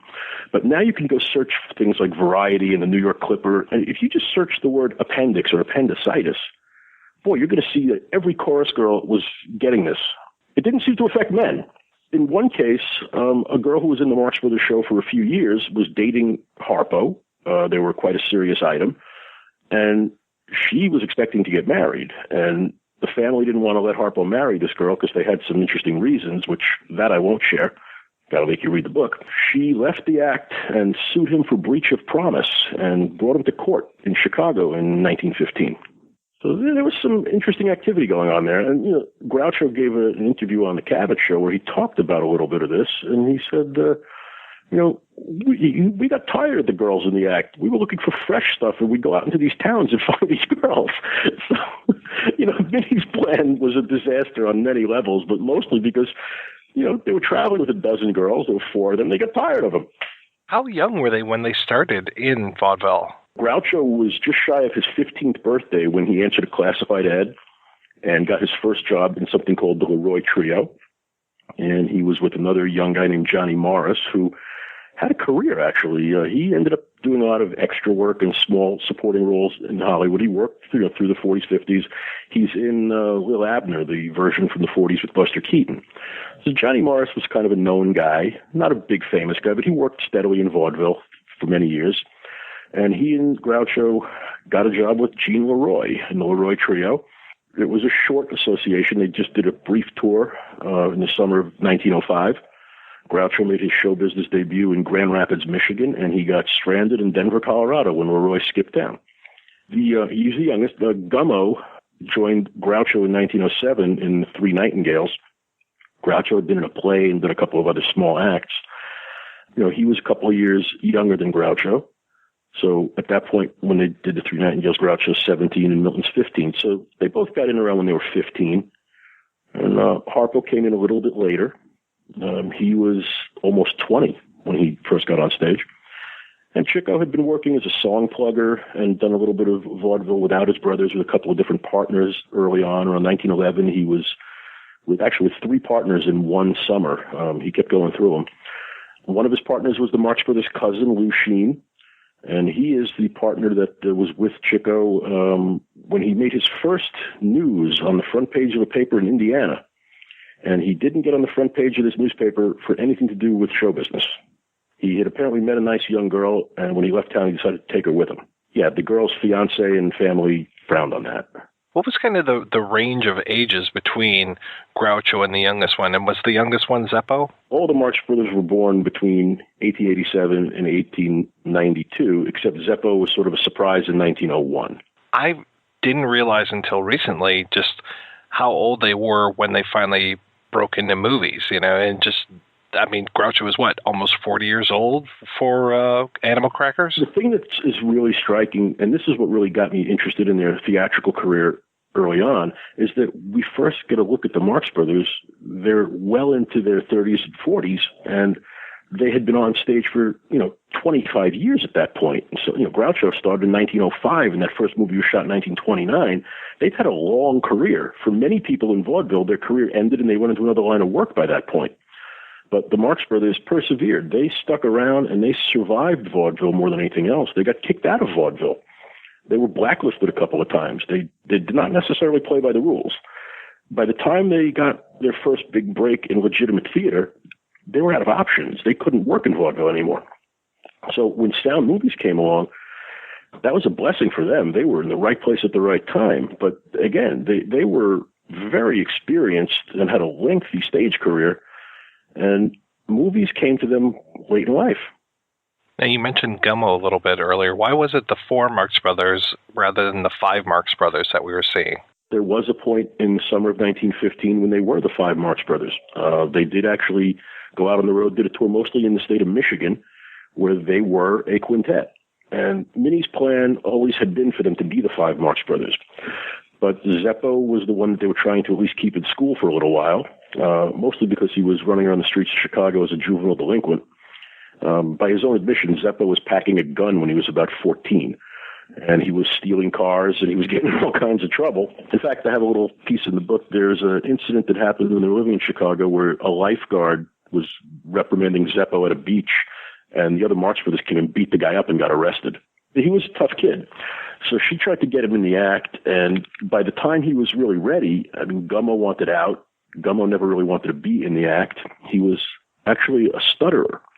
He found it very difficult to be on stage, and Groucho helped him a lot. They used to have ways of cueing his line on stage, and he would have alternate vocabulary words to substitute when he got stuck on a word. The guy actually studied the dictionary to be able to do that. So it was very stressful for Gummo being on stage, and he didn't enjoy it. Groucho enjoyed it. Harpo made it into a life for himself. He didn't really think he had much talent at the beginning, but he was sort of a savant musically, and he could do anything. He just didn't know it when he started. But by the time Zeppo was old enough to really join the act, Gummo was leaving, so he replaced him. But there was that brief moment in 1915 when they did tour as the 5 Marx Brothers. I was always curious about the musical talent because, yeah, Harpo just being able to play so many instruments, and God, Chico with his piano playing was just amazing. Was that all encouraged by their parents, or did they just kind of pick that up as they needed to? Well, they had music in their family. Their grandparents were musical, at least on the mother's side. Not much was ever known about the grandparents and the family on the father's side, but there has been some new research done in that, and that is also in the book. But their grandmother on their mother's side was a yodeling harpist, and their grandfather was a magician, so they were in show business. They always had music around. Minnie had the plan of getting a piano for the family because she thought that piano lessons might keep Chico around the house a little bit because he was always out getting into trouble. And he only took piano lessons for a very short time, and he was a natural. But his main function was to take a piano lesson and then show that lesson to the other boys. And Groucho would watch the piano lesson from the corner of the room and try and pick up whatever he could. So Chico would give secondhand piano lessons to Harpo, and Groucho would pick up what he could pick up. They all had some musical training. There are several articles from the 1920s during the Marx Brothers Broadway period where they refer to Zeppo being a cellist and having studied the cello for many years. There's no indication they ever played it on stage. It might have just been press nonsense, but he probably could. I think the Bit and Monkey business, when the 4 of them were playing the saxophone, I think they're all really playing it. You know, you see Harpo playing a clarinet and coconuts. I mean, they were just incredibly musical. How much of their early stage work, or I should say their shows, got translated into their films? Because I'm pretty sure that at least Animal Crackers, maybe up to Horse Feathers, were kind of trotted out on Broadway first before they were filmed? Right. There's bits of a lot of their vaudeville work sprinkled through all the films. Animal Crackers and Coconuts were Broadway shows that got turned into films when they made their transition to Hollywood to make original films that hadn't been stage shows. The first one was Monkey Business, which is sort of loosely based on the same idea as their most famous vaudeville show, Home Again. They've just kind of updated it because they're a little older, and there's a slight change in the plot, but not much. I mean, the basic premise of Home Again in a 2-act show was they come back from an ocean voyage, and they go have a big party. Basically, that's Monkey Business. So it's really truly based on Home Again. There are bits in all the movies that come from shows. Like Mr. Green's Reception from 1912 was the first show with the four Marx Brothers, which is where they did the famous double piano solo with Harpo and Chico, which turns up in the big store in 1941. And then they did it again on television in their nightclub act. So that piece of material stayed with them pretty much their whole lives. The knife-dropping bit that Harpo does in Animal Crackers originates in Home Again. It's the opening sequence of Home Again. The biology lecture in Horse Feathers is sort of Fun in High School, their first comedy act, which they began doing in 1911. You know, they started doing a variation of it in the summer of 1910 when they were a singing act, and it morphed into Fun in High School. And that sequence in the classroom at Huxley College in Horse Feathers is right out of Fun in High School. Now, how did you learn all that stuff? How did you learn what bits were in what shows? Well, first I start with the books describing it, written by Groucho, or Groucho gave an interview, or Harpo gave an interview, and you could pick up a lot of it that way. Then you start reading the local reviews, and when you read a lot of local reviews, you could piece together most of the show. For certain shows, scripts do survive. The earliest surviving script is a show called On the Balcony from 1921, and that contains a couple of bits that they would use later on. And I'll Say She Is has stuff from On the Balcony. So they kept taking stuff from the popular bits from one show would move into another show. And when they started making movies, they always had that material to draw on. They always had some of the stuff that they knew worked on the stage. And for example, there's a bit called The Theatrical Manager's Office, a sketch that they did starting in 1921 and On the Balcony, which was filmed at Paramount for a promotional film called The House That Shadows Built. You may have seen this little short clip. It's about 4 minutes long of them doing this almost completely in rhyme sketch where even Zeppo gets to be funny and have things to do. And it's a great bit. By the time they filmed it at Paramount, they'd done it a couple of thousand times because it was in I'll Say She Is for roughly 1,000 performances. It was in hundreds of performances of On the Balcony and On the Mezzanine, and they did it in later vaudeville sketches. They just did it all the time. And they imitate a performer in that sketch. They always would do an imitation of someone. And when the show was first written as On the Balcony, they imitated a guy named Joe Frisco, who was completely forgotten. He was a big vaudeville star.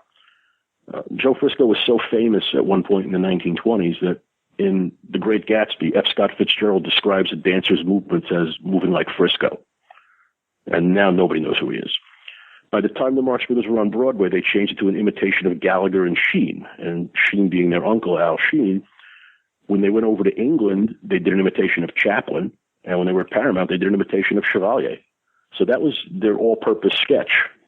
I wanted to ask about Zeppo a little bit more because he sticks out sometimes. It's that whole thing of, you know, everybody has such a distinct personality. They all have the props, you know, the cigar or the crazy wigs and the hat and all these things. But poor Zeppo doesn't seem to have a shtick. And I was wondering why that is, or if he had one at one point. No, he never did, and neither did Gummo. Gummo played the juvenile in these early vaudeville shows, and Zeppo just stepped in and took his place. They used to all talk about it in interviews, and they felt sorry for him because there wasn't enough stuff to go for a fourth comedian. And they did need someone to play those scenes off of Groucho. And many people will make the case that they were never better than when they were a quartet, because Groucho always needed to have someone to do those scenes with. And even when they moved on to MGM without Zeppo in 1935, they always tried to find an actor to be in that fourth position. Initially it was Alan Jones. They just worked better as a foursome. But Zeppo didn't have a real comic character because there just wasn't any room for one at that point. But he was pretty damn good. They used to understudy for each other. And if a Marx Brother got sick, they would work out a deal where somebody would take his place, it was usually Zeppo. Zeppo played Groucho when Groucho had an appendicitis attack, a real appendicitis attack, actually. Ironically, the guy was laid up with appendicitis in Chicago when they were doing a vaudeville act there, and Zeppo stepped in and did Groucho, and nobody really noticed. And the old joke is Groucho realized that no one had noticed and got well in a hurry.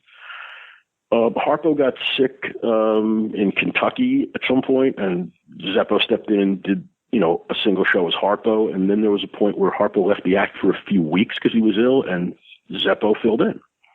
I would imagine he probably played some rudimentary harp solos during those shows as well.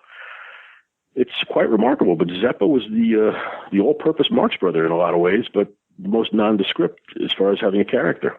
Well, yeah, his timing when it came to things like the whole, what was it, the Hudunga? Hungadunger. Yes, you left out a Hungadunger. But, it's kind of interesting because they occasionally try and give him more to do, and he always rose to the occasion. He's terrific in monkey business. He's got a really decent role in monkey business, and he does it well. He sings well. There have been some things written about Zeppo that, during the period when they were on Broadway, you'd think this guy has a chance to do something really good. There was talk of him leaving the act and going into like straight comedy on his own. And he could have done it, but they kept the act together mostly because of their parents. Zeppo would want to leave as early as 1925. He wanted out. There was some talk early on during the Broadway years where Zeppo was going to go on his own and get into real estate, and he'd have all these plans, but he'd always stay in. Once their parents died, Minnie died in 1929 and Sam died in 1933, Zeppo saw the path and he was on his way out. But while the parents were alive, they would never have broken up the four Marx Brothers. So he was really very loyal in that sense. You were talking about them kind of doubling for each other. I had heard once that Chico and Harpo had switched spots in a show for They've one done that evening. a couple of times, but the favorite story of Maxine Marx Chico's daughter, who I knew quite well, she was a lovely woman, she was really funny. She told the story when they were on tour in 1940 for Go West, testing scenes for the film they were about to make, where she was going to all the shows. The morning shows in these vaudeville tours would basically have drunks and prostitutes and half-empty theater. So she decided to go get her hair done instead of going to the morning show. And she came back to the theater and she went backstage and Chico says, "Well, what do you think?" "What?" "Well, and he turns out, see, I told her she wouldn't notice. And they had switched parts just to see if she'd notice, but she wasn't in the theater. There's also a story that when they were doing, I think it was Animal Crackers in Newark, it was reported in a magazine that they had switched parts one night just for the hell of it. They just had fun doing that. And Harpo and Chico could have passed for twins. They really did look quite alike. Yeah, there are times when I've seen clips of them older where I'm just like, I'm not really, just looking at the face, I'm like, I'm not really sure who I'm looking at Chico right now. went on I've Got a Secret, dressed as Harpo. And that was his secret. The secret was that he was Chico. And here's a shameless plug. You can actually see that in this DVD set I produced called the Marx Brothers TV Collection. I wanted to ask you about the movies, because I know that your book is more about the vaudeville stuff, so I didn't want to necessarily... My book actually takes... I have to say this. I initially set out to write a book strictly about their stage career, and it just didn't seem to be having an ending. And I thought I would end it when Zeppo left, and then there's still some unresolved business with them working on the stage.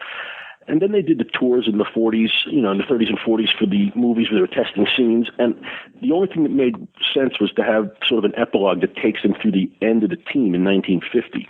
So the films are actually covered in the book, just not in the kind of detail that the stage acts are. But it is nice that so many of those stage acts just kind of play right into these films. Yeah, I mean, it's fascinating for me to know that while I'm watching Coconuts, they were filming that movie while they were doing Animal Crackers on Broadway. So if you want to know what the Marx Brothers looked like when they were on Broadway, you look at Coconuts, and they would shoot during the day and go do the theater at night, which is an amazing thing to have done. And there's even occasionally a little flub where in Coconuts during the Wyatt Duck scene, Groucho almost calls Chico Ravelli, which is his character name in Animal Crackers, because they were just running back and forth between the studio and the theater. I'm sure that was maddening for them. How much of Duck Soup had already been played on Broadway? Nothing, actually. Duck Soup is completely original. Maybe a joke or two got recycled, but the entire premise is new. And what I'll say about Duck Soup that's really misunderstood is the Marx Brothers didn't leave Paramount after Duck Soup. They left Paramount before Duck Soup. They came back and made it. They were in a bit of a contract squabble with Paramount, the details of which are in the book, probably a little bit too detailed to explain quickly now, but they walked off the lot before shooting Duck Soup because they had some disagreements with how their royalties were being paid on the previous films. And they came back in a settlement of a dispute to make Duck Soup, but they were trying to make a film version of the I Sing, a Pulitzer Prize-winning play. And they set up an independent company, and they walked off of the lot. They came back and made Duck Soup, and then, since that was a one-picture deal and they hadn't resolved all the issues, Zeppo saw his opportunity to leave, and the Marx Brothers signed with MGM as a trio. It's amazing that was a wholly original thing because it just flows so well. You know, there's an interesting thing about that. They were working a lot with George Kaufman trying to adapt Of the I Sing, and one of the most interesting premises of Duck Soup is the notion that this guy becomes president and starts a war with another country. There was a Kaufman show from a few years earlier called Strike Up the Band, where the premise was this wealthy cheese manufacturer starts a war with Switzerland because the Swiss cheese is just killing us. And they sort of borrowed that idea for Duck Soup. Were the Marx Brothers actually writing this stuff, or were they working with other writers when they came up with these ideas for at least this movie, if not other films? I don't think the Marx Brothers would say that they wrote any of the stuff, but they were deeply involved in the selection process. They selected writers that they liked. They knew who they wanted to work with, and they did feed them some ideas for things that they could use from the stage shows and the vaudeville bits. So, for example, when S.J. Perlman and Will Johnstone are writing Monkey Business, these are guys the Marx Brothers really liked. They'd worked with Johnstone on Alsatias, and they were, well, at least Groucho was a big fan of S.J. Perlman. And S.J. Perlman, interestingly enough, is responsible for the most detailed description of Home Again that you can find. He wrote an article in the 1950s about his recollections of seeing Home Again in Providence when he was a teenager. So he was well acquainted with the Marx Brothers, and it's no coincidence that Monkey Business, the film that, you know, he first worked on with the Marx Brothers, is very derivative of Home Again.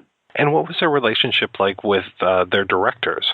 I don't think they would say that they had any sort of close relationship with any of them. I know Groucho despised Sam Wood, the guy who did A Night at the Opera and A Day at the Races. He was just sort of very much in disagreement with his politics, and he just didn't like him. I think they liked Leo McCarey. They recognized how good a director he was on Duck Soup.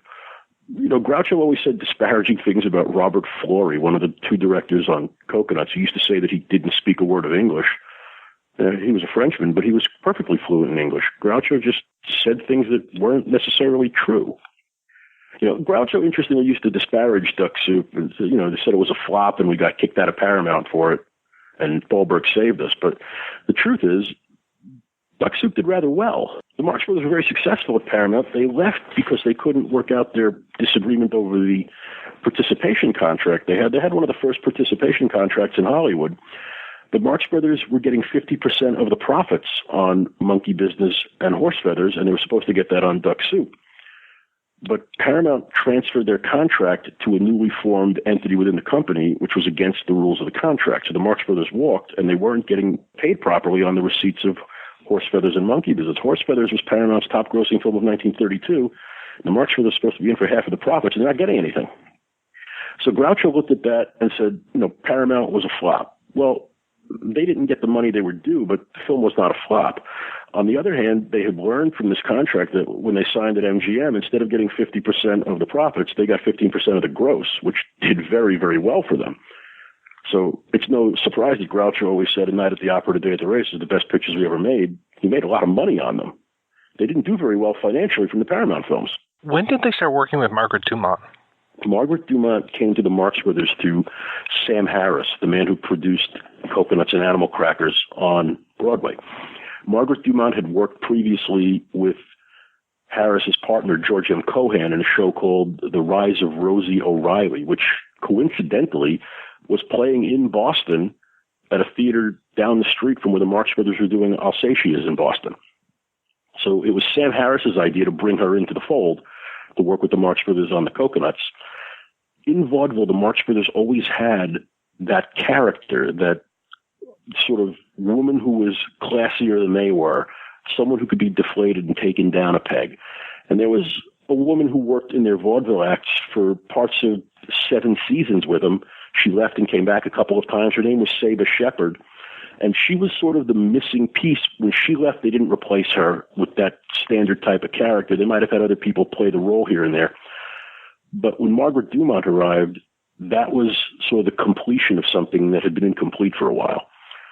So she just fit right into that role because they had been using that concept for years. In Home Again, they had, Groucho's wife was the character, and she would be the one who would be sort of the Dumont character, what we now know to be the Dumont character. So they can thank Sam Harris for bringing her in, and of course she stuck around and made 7 pictures besides the 2 Broadway shows. I'm glad that they got rid of the wife character, just because the guys being the consummate bachelors all the time and going after the women is such an important part of the act. There was a different set of mores, I guess, in that period. In Home Again, Groucho's married, and the basic plot of the show is that he has this party because he's flirting with a girl he met on the boat, and he's trying to get some time with her. So he has to invite these lowlifes that he met on the boat, Harpo and Chico, to come to the party so he could spend time with the girl he met on the boat. So he's married, he's chasing a girl. And incidentally, Gummo played his son in Home Again, and then Zeppo took that part. Did they ever run into problems with the Hayes office? Oh, yes. They ran into problems even in vaudeville. The managers' reports of their vaudeville shows would get sent to the home office of the Keith Albee circuit in Providence, and those have all been preserved. They're in a wonderful library at the University of Iowa where they keep all those papers, and I went out there and spent some time with them. And they will have documentation of the jokes that various cities made them remove because they were a little too racy. There's a joke in one of their vaudeville bits where Harpo would crawl under an area rug and peer out and tell a woman to come under the rug with him by pulling his finger towards her. And they said, remove the bit of business with Harpo under the rug. That was too racy. When they were making their films at Paramount, it was what we would call the pre-code era. Although the code was in existence, it didn't really get seriously enforced until, I guess, the spring of 1934. So all their Paramount films had been completed and in release. But when the films got reissued in the later 30s, like in 1936, Animal Crackers got reissued and got mangled, as did Horse Feathers. I know that there were certain cuts made where the films have never appeared quite the same, and I understand that now they will be with the new restorations that are coming. But the code restrictions on them initially, for example, things in the script where they would send them for review and it would say, take this out. I reviewed some of that stuff, and some of it's just in the film. They just didn't listen to them. There's censorship notes at the Motion Picture Academy Library for Monkey Business where you see what they were told to take out, and the stuff is in the film. I don't think there was a serious enforcement until 34. So, there's a lot of scholarship on that. I haven't done most of it, but I'm just flabbergasted to see that some of the things that were considered racy, by that point were just normal stuff that they would have in their shows in 1917. Now, are you involved with these restorations at all? Okay, I'm involved with it because I'm helping them do the extras, and I'm going to be interviewed, and I'm going to do some audio commentaries. I haven't done them yet, and I'm scheduled to see the restorations next week. And I am told that there are certain things that have been restored. If they're not there and this airs, I'll sound like an idiot. So I can tell you what I know, but I haven't actually seen it with my own eyes, as they say. And, as Chico once said, who are you going to believe, me or your own eyes? But I'll tell you one thing that I do know is supposedly restored. For the 1936 reissue of Animal Crackers, there's a line in the middle of the song, Hooray for Captain Spaulding, that was removed. And it was not removed delicately. It's sort of like an edit that looks like it was done with a chainsaw.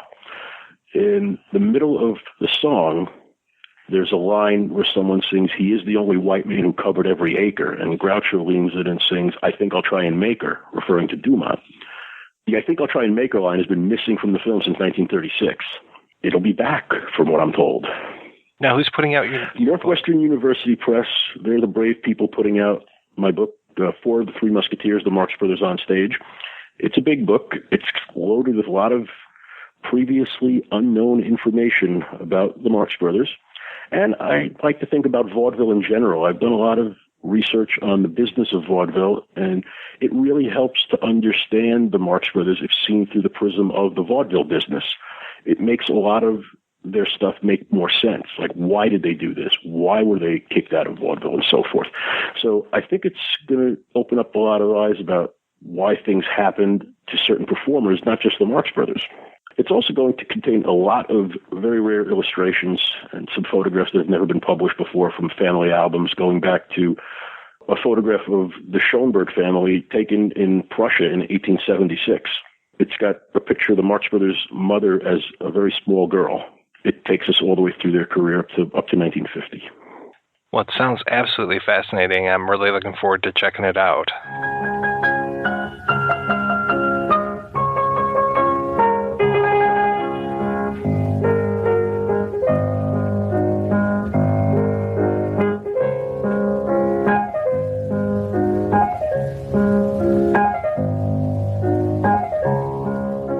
For me, the first film was The Coconuts, which is an odd film to see, to lead to an obsession with the Marx Brothers, because it's one of the most kind of rickety and doesn't hold up that well in many ways, but in many ways it does. But I happened to catch The Coconuts on TV one night, and it's not quite fair to say I happened to catch it. I tuned in specifically to see it because I was in junior high school. I was in 7th or 8th grade, I guess. And there was an event coming up where we were supposed to dress up, I think it was called Any Year's Day or something like that, where it was kind of like what they call in England a fancy dress day. But we were supposed to come dressed as, any year historically. And I decided I would pay honor to the Depression era and dress up as Groucho-Marx.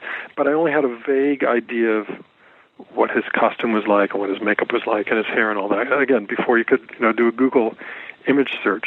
So a few days before this dress-up day where I wanted to be Groucho, I noticed that a Marx Brothers movie, The Coconuts, was on TV one night. So I said, I'll watch it and I'll sort of see what his costume is like and what his hair is like.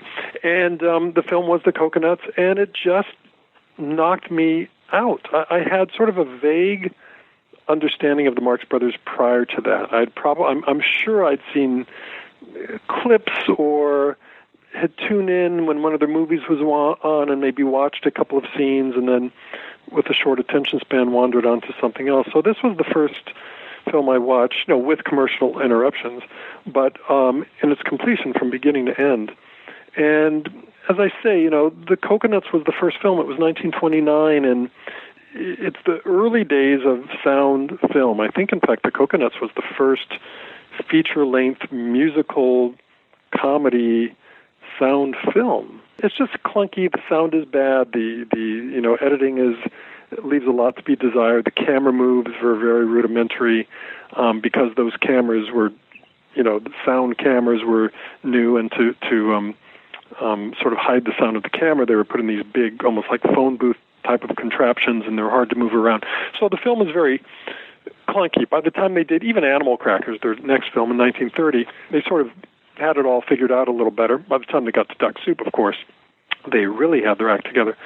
But I watched The Coconuts, and as clunky as it was, I just loved the dialogue. It really made me laugh, and I just fell in love with the Marx Brothers. It was quite the revelation. Then I just wanted to see every film they made. And again, in the days before home video, that was not easy. I would search the TV guide every week when it came with a yellow highlighter pen, and anytime I saw a Marx Brothers movie, they did pop up now and again, I would mark it with my highlighter pen and sometimes stay up way past my bedtime, or sometimes even feign illness and play hooky from school to stay home to watch it if it was on during the day. Gosh, I think it took maybe 2 years to see all 13 feature films. Also, I was lucky enough that, I grew up in Southern California. I grew up in Fullerton. And there was an old movie, a revival house in Anaheim. I think it was called the Old Movie Theater, which was across the street from Disneyland. And I wasn't old enough to drive, but my brother was, and my mother would occasionally take me. So I saw a few films as they're meant to be seen, as everybody should see them at one point, in a movie theater with an appreciative audience. So I did get to see some of the films that way, and many of them on TV. And of course, had I known at the time that the day would come when I could own copies of these films on DVD and now on Blu-ray for $10 a pop and watch them whenever I wanted, that would have seemed unreal. And of course, that is the case now. And I do still occasionally go to see them when they play special events and in movie theaters. But Coconuts was the beginning. So, and then soon after that, perhaps within a week or two, I saw Duck Soup, which was a really good Marx Brothers film. And then I was absolutely hooked. I, just had to see all the films. There were a few books out at the time. Richard de Noble's Why a Duck was out. I think Arthur Marx had written Son of Groucho. There may have been one or two others. Of course, then, this is the same story you ask any Marx Brothers nut, approximately my age, give or take a few years. They all have the same story of, hitting the used bookstores and collecting, those earlier books like Harpo Speaks and, Groucho's various books and autobiographies. And so, it was seeing the films. It was getting all the books. It's quite an obsession for me through junior high school, through high school, into college, but finally making my first film, which was my documentary on the Marx Brothers in a Nutshell, in 1982, finally helped to sort of exorcise that obsession, and I could sort of get back to a normal life after that. That's one thing to love the movies. It's another thing to go farther and to read the books.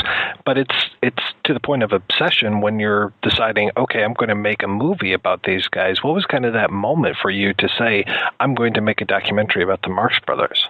Well, I'd always loved movies, and from the time I was very young, had an idea that I wanted to be involved with them. The Marx Brothers sort of cemented that desire. And when I was very young, I was actually attending Orange Coast College in Costa Mesa, California, which actually it was a community college, but they had a very good film department. They still do, as far as I know. I started to think hard about what I might do as a first project or how I might break into the business. And at that time, there was no definitive Marx Brothers documentary. And, I wanted to fill that gap because I love them so much. And I thought, well, maybe I can do it. And it was a very precocious thought because I was 18, I guess. And I had this idea that I would make a Marx Brothers, like a PBS-style Marx Brothers documentary. And I wound up doing it. It took 4 years. I was still, now it's sort of shocking to think about it, but at the time I didn't think it was any big deal. I was 22 when that film was completed. But I just made it because I thought, a documentary would be sort of a good way into the business, so to say. Again, I was a fan and I wanted to see a Marx Brothers documentary, so if no one else was going to make one, I figured it was up to me. Now, I know that this was one of the first, if not the first, Marx Brothers documentary. What kind of challenges were you facing, especially as an 18-year-old trying to make this documentary? I had gone to USC for 3 semesters, but was not admitted into their cinema school. I went as I was accepted into the university, but not into the cinema department. So I took a few film courses available to non-majors. But in any event, my joke was that here I was trying to get this film made, and my only experience so far had been, a 3-time rejection from the USC cinema department. Here I was trying to get a few $100,000 out of PBS or anybody who would sort of finance the stream. So back in the early days, I boarded a room in a house in the Miracle Mile district in Los Angeles. And I just, I was a kid. I was a teenager in this room. And I remember I would be calling up executives at the studios, trying to get permission to use the film clips or whatever business I was taking care of. And, I would, with one hand be typing on the typewriter, just gibberish while I was talking. So it would look like I had an assistant or that I was working out of an office. I found a way to sort of unplug my phone in a way that would keep the connection going, but it would sound like I'd be putting somebody on hold, just to sort of feign, again, that I was in some sort of working environment, when, in fact, I was just a nerdy little 18-year-old in his dingy little room in the Miracle Mile district. So that's sort of what I was up against. Interestingly, the financing of the film wound up being not the biggest challenge. I did put together what is now as detailed a treatment or a proposal as I've ever put together for the film, which was very well thought out and very articulate for the youngster that I was, and I put together a budget. Now, a lot of this involved research. I remember getting books about how to budget for films because I'd never made one before, and even getting prices from rental houses, what it would cost to rent a camera and the various equipment and to buy film stock. It was all film back then. So I put together a budget and a proposal, submitted it to PBS, and they got back to me pretty early on saying that they wanted to do it.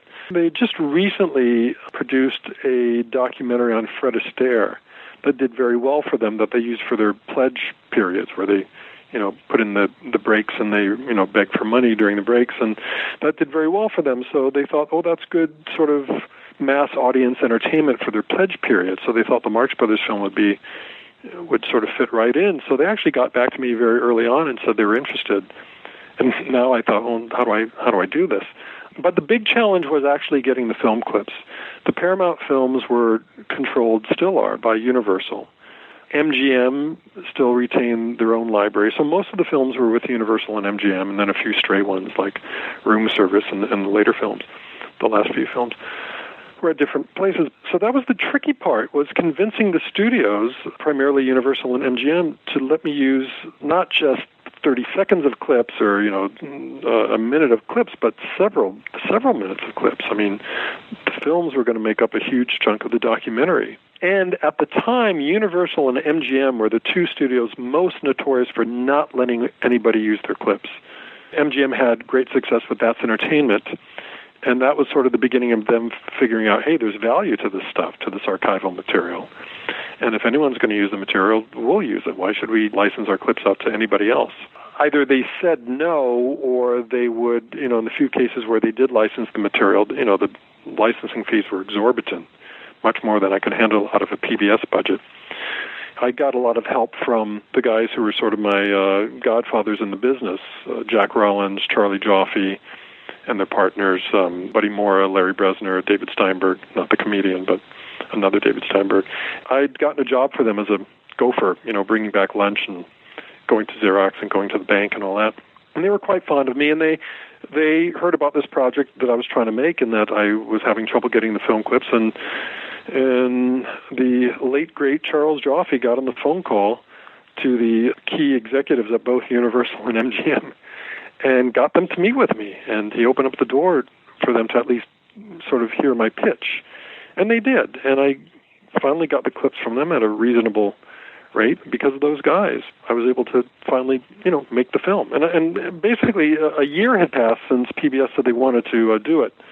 And I finally got back to them after this hiatus and said, hey, guys, I've got the clips now. I can do it. And, they still wanted it, so we were off to the races.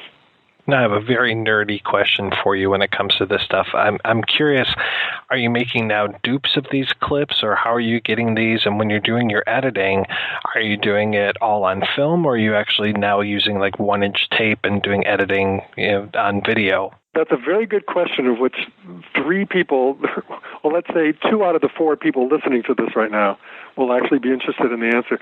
Yeah, this was, of course, before everything was digitized, and you were working with actual film. But it was right on the cusp of things starting to go from film to video for editorial purposes. So that switch from film to video, I swear, it happened literally in the middle of our post-production process. We initially started making 16 dupe prints. I can't remember what the source was.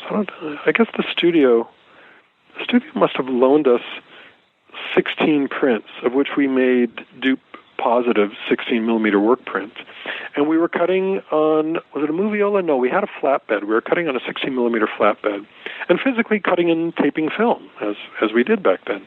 But somewhere in there, we were sort of hip to what was going on now, which was basically video transfers on a, telecine machine. To really get nerdy, yes, it was 1-inch. You mastered on 1-inch, and then you would dub onto 3/4 inch. And we actually rented one of the early 3/4-inch decks. It was a Sony ECS-90. If you really want detail. My editor, actually Joe Adamson, we'll talk more about him, but Joe wrote the best book on the Marx Brothers films, Groucho, Harpo, Chico, and sometimes Zeppo. Joe was hired as my co-writer, actually my writer. I mean, I did a little bit of writing, but it was mainly Joe. And then he was hired as the editor. because Joe had some film editing experience. But in the middle of all this, somebody had to come in and train us on the offline system, on the convergence system, so that we could edit it. And we had an assistant editor named Michael Solomon. I think I found at USC. So in the middle of all this, we wound up transferring to 1-inch and 3/4-inch dubs, and then we started to we offlined. We did an offline cut on 3/4-inch, and then for our final online, went back to our 1-inch and edited that way. As a matter of fact, for even one more level of detail, I think when we started filming the interviews, which were 16 millimeter, we would get like colored timed prints, and then we transferred from the film to the 1-inch. And then somewhere in there, I remember the last 2 interviews I shot were with Woody Allen and Dick Cavett, which were like in December of 81. And at that point, somebody showed us that you could actually transfer from your negative, your 16, in other words, you never had to make a print. You could go from 16 negative to 1-inch.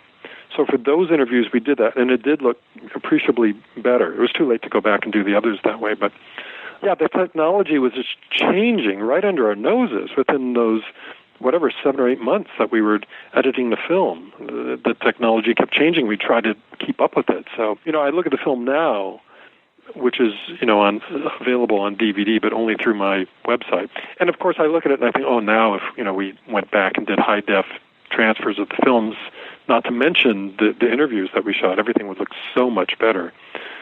That's, a slight disappointment for me as the creator of the film, one of the creators of the film, but the content still holds up, even if technically it looks a little bit dated. What was it like getting the interviews for these? I mean, it sounds like the lion's share of the work was getting the clips, but I'm sure it couldn't have been that easy to get these interviews either. Historically, for my own films, if you go to the right people who have something to say about the subject, they're happy to do it. Nobody really gets concerned about being paid. I mean, some films I've been in a position to give everybody some sort of honorarium, some I haven't been. But that never seems to be a big point with them. They tend to be happy to do it. Now, the great thing about doing this Marx Brothers film we were basically shooting in 1981. The film came out in 82. So many people were still alive back then. I mean, Maury Riskin, who co-wrote with George S. Kaufman Coconuts and Animal Crackers on the Broadway stage. We're talking in the 1920s, and both those films, of course, both those stage shows later made into films. Maury Riskin was alive. George Folsey, who was the cameraman on Coconut. Robert Pyrosh, who was a co-writer in A Night at the Opera and A Day at the Races. Chico-Marx's widow, Betty Marx, was alive. We filmed an interview with her. For just editorial reasons, we wound up not using it, but all the children, Arthur Marx, now deceased, Groucho's son, Chico's daughter, Maxine, who became a very good friend of mine, now deceased. Everybody was around. Margaret Irving, who was in both the stage play and the film version of Animal Crackers, is in the film. We got a lot of key people who were around, who within the next decade would be long gone. Harpo-Marx's son, Bill, is still around and still healthy and vital and lucid. He was, very young at the time. But the key people, the first-hand witnesses, let's say the colleagues, are all long gone now. Irving Brecker was one of the last to go. He lived, I don't know if he hit 100. If not, he got close to 100. Irving Brecker, who co-wrote some of the later films, Go West and At the Circus, was around. He's in the film. Nat Perrin, who was a writer on I believe Horse Feathers, Horse Feathers, I believe, and Duck Soup. He's in the film. So the interviews were the most satisfying parts of it, just getting these key people whose names, from being a Marx Brothers fan, I had heard and read over and over again, and to finally meet them and to put a camera on them and get them to reminisce for me on camera was really quite thrilling. Some of your interview subjects, were they helping you out as far as archival material? And I seem to remember some early footage of the Marx Brothers. Is this what they were able to provide to you? Not so much. In some cases, people would have photos that they would loan us. I know that George Fenneman, who was Groucho's announcer on You Bet Your Life, of course, during his later radio and TV years, had an outtake reel. By the way, so much of this stuff now you would just find on YouTube, but it was pretty hard to nail down back then. Research was such a different animal before the internet. Information you can find out now in about 30 seconds would take weeks to nail down back then. And getting, a lot of these, aside from just the feature films, you knew where to get the feature films, but, we wanted all kinds of newsreel and television stuff, which was scattered all over the place, and, any kind of, rare footage or footage that just hadn't been seen again and again was very hard to track down. And, of course, we wanted as much of that as possible for the film. And what was that first cut of the film like? Well, you've got Joe-Adamson and myself, both who are huge Marx Brothers fans, so of course we just loved everything. Well, we got to have that. Well, we have to have that scene. Oh, we can't make a film without this scene. So I think the first cut of the film came in at a swift 17 hours. It took 3 or 4 days just to watch a cut of the film, something that would have to eventually be cut down to under 2 hours. The name of the film, I had the title in my head from the beginning, which was The Marx Brothers in a Nutshell. So we used to joke about that 17-hour cut that we would just call it The Marx Brothers in an immense nutshell. So we just whittled down from there, whittled down. And, of course, as I say, this was in the early days of our cutting. This was all 16 millimeter and physically, cutting things out of the film. And maybe after our 17-hour cut, we wound up at a 12-hour cut and then an 8-hour cut and, just got it down from there. I should say my method with my documentaries has changed now because I learned a lesson from that one. So any given cut of one of my films now is not going to be running length, but it's going to be fairly reasonable. I try never to go over, say, 2.5 or 3 hours with even the most expansive cut. So that, if you have a long cut for anything else that you put in, something has to go, because realistically, you know what your final running time is going to be. In this case, we just threw everything in that we liked, and Joe and I were big Marx Brothers fans who liked everything. So everything was in there, and then, as I say, we just whittled it down from there. From what I understand, it was one of the top-rated shows ever on PBS, is that right? Yeah, when the Marx Brothers film aired, now this is before all the the huge viewership that like Ken Burns gets for his stuff. This was 1982, but when we premiered in 1982, the Marx Brothers film wound up I remember specifically the 22nd highest rated film in the whole history of the PBS network. And the funny thing is, I'm still a relatively young man. I was so young when I started. I was 22 when I did the Marx Brothers film, but I've been at this long enough where I've outlived several generations of PBS executives who have come and gone. When we were publicizing the Woody Allen documentary for American Masters in 2011, and I was sort of handing over a lot of information, biographical information about myself, I included that fact that my first film for PBS on the Marx Brothers became the 22nd highest rated program. They said, "Oh, we don't have any record of this." I said, "Well, you'll have to take my word for it. It's true." And they said, "Well, we can't find. I mean, we don't know that you're not just making that claim." I said, "Why would I make a claim like that? I'm not that aggrandizing to make up something like that." And then I actually went through some old scrapbooks that I had, and there, in fact, was the page that was sent to me by PBS way back then with a congratulatory note. I was 22 years old, and it was the 22nd highest-rated film in PBS history, so it's a good year for 22. You must have just been over the world with this. Well, it was thrilling to finally get this film made. I mean, it was the launch of my career. I was very young, and I was thrilled to be able to pay tribute to the Marx Brothers. And, I've done a number of documentaries since. I haven't been that prolific, but I've done, half a dozen or so. And the subjects have all been artistic or cultural influences or inspirations to me, mostly comedic. I've been working on a film on Kurt Vonnegut now, who I consider a great American humorist, although it'd be hard to make the case for him being a comedian per se, although you could do it. But, the Marx Brothers, W.C. Fields, Mort Saul, Lenny Bruce, Woody Allen. So all of my films are very personally gratifying in that, I'm paying tribute to these people whose work has meant so much to me. But the Marx Brothers were my first loves. I discovered them when I was 13, 14 years old. You're doing this documentary back in the early 80s. Here it is, 2016, and still a viable topic for discussion, still something that I feel more people should be familiar with the Marx Brothers. That's why I'm doing this podcast. Why do you think that it is, that they have this staying power for, almost a century now? For me, all it boils down to is that the films are still great, that they're still funny. And maybe that is the only answer. Maybe everything else is just, bloviating. Just like I love Kurt Vonnegut, I love Woody Allen. I'm the first to say that not all of his books are great, not all of Woody Allen's films are great. Certainly with the Marx Brothers, there are films that aren't great. I'd say out of their 13 features, there's really maybe 7, maybe even 6 or 7 that are films I could watch over and over again virtually any time. They're that good. And the rest, I can take or leave.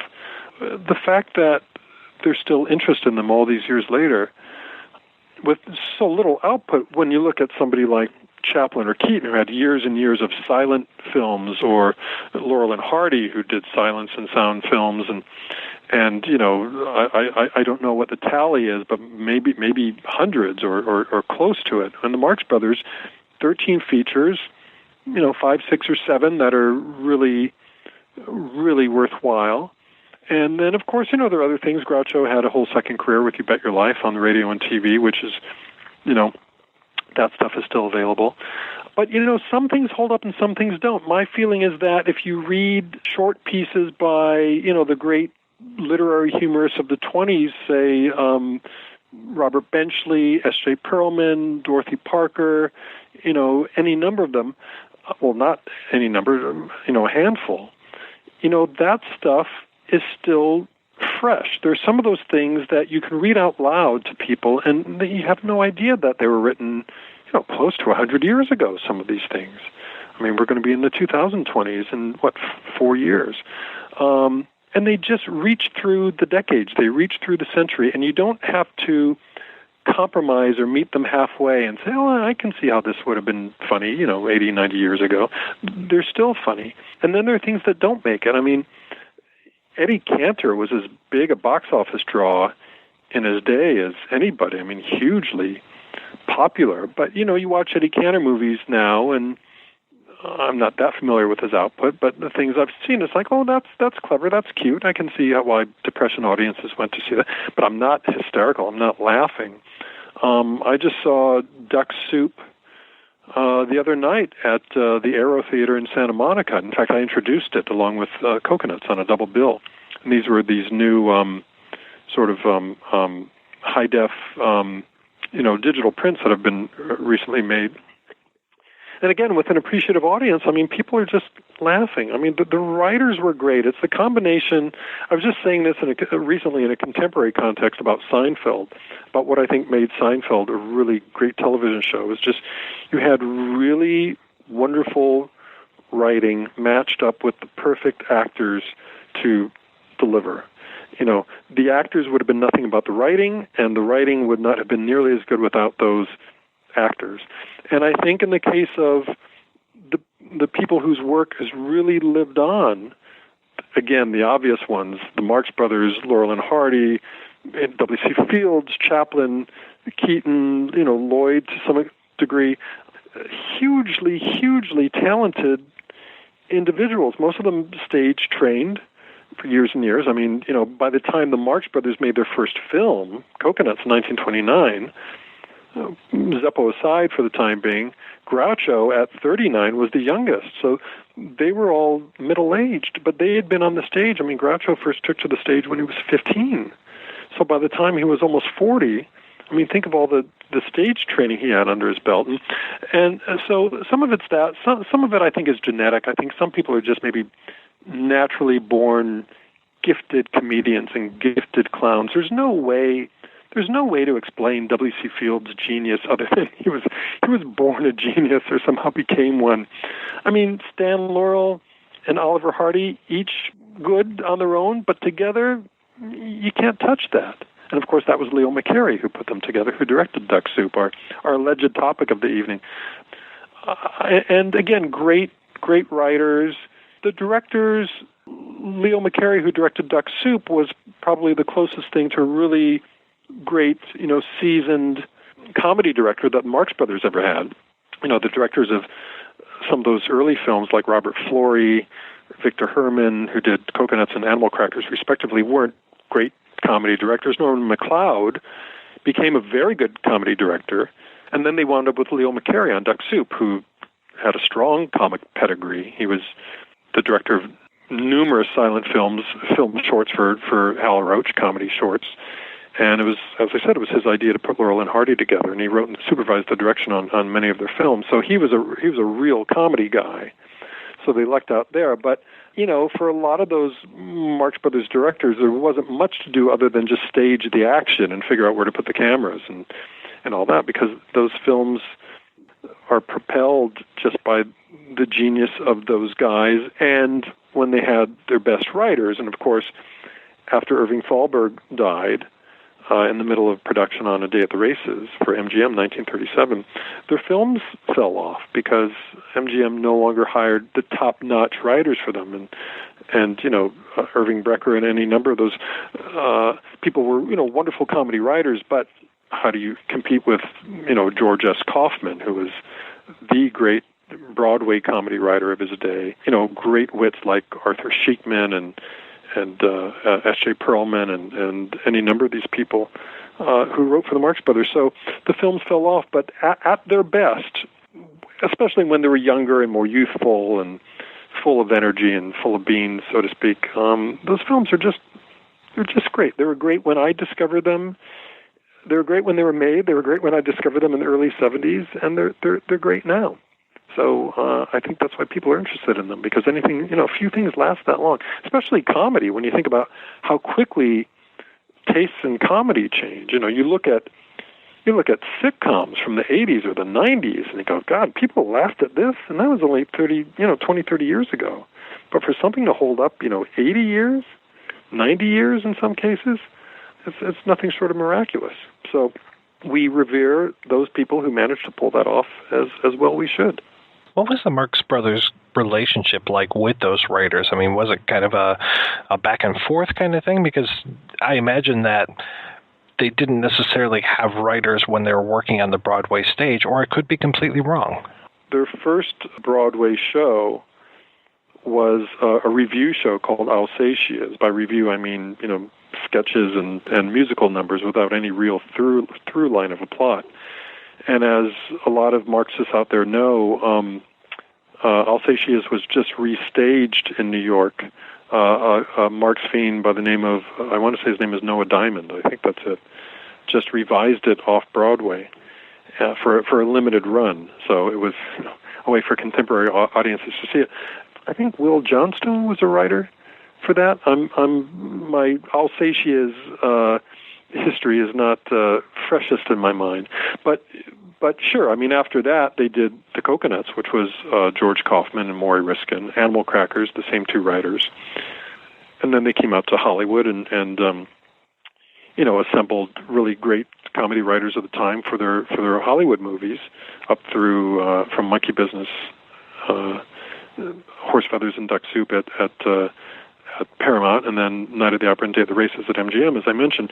On Broadway, they had great writers, and I don't know about the other brothers, only because I don't think there's a lot on record, but we know that Groucho highly respected writers. I mean, he knew that, Groucho had a great ability to ad-lib and to, improvise and to just be funny. I mean, Groucho was just naturally funny. He could, in conversation, people who knew him, who hung out with him, he had them in stitches, just if you were a pal of his hanging out at Hillcrest Country Club or whatever. He certainly didn't need writers to be funny, but for those movies, when they had the best writers, Groucho was very appreciative of what they did. He wasn't one of those people who acted like he was making it up. And later on, when they sort of had second-string writers, if that, for those later movies, Groucho was very disappointed that they didn't have the best writers. And when they did films that weren't great, Groucho knew it, and there's all kinds of correspondence of him writing to friends of his saying, well, they put together another turkey for us, and, why I haven't given this up yet, I'll never know, that sort of thing. So, yeah, when the writing was sharp, when they had great people, he really idolized good writing. A lot of the Marx Brothers films feature musical acts, which is kind of natural when you have such great musicians as Harpo and Chico. But I was curious, is that kind of a holdover from the Broadway stuff, or is that kind of just the flavor of the day that you would have a musical break inside of whatever, the feature film that you were doing? Well, a little bit of both. I mean, it really, you mentioned Broadway, but it really goes back to vaudeville. Back when they were young and just sort of figuring out who they were, people loved musical numbers, along with their comedy or whatever else they were getting. In fact, the Marx Brothers really started out as ostensibly a musical act. Groucho was singing on stage before he was doing anything. And in their various incarnations, brothers coming and going at one time or another, and other people who were not Marxists joining the act. And, they were singing in quartets or quintets or whatever and doing harmonies and that sort of thing. That was just a very big thing back in the day. So they really started out as a musical act and eventually incorporated more and more comedy into their act until they became first and foremost comedians who would still sometimes do a little music. And audiences of the day wanted music along with their comedy or whatever else they were getting.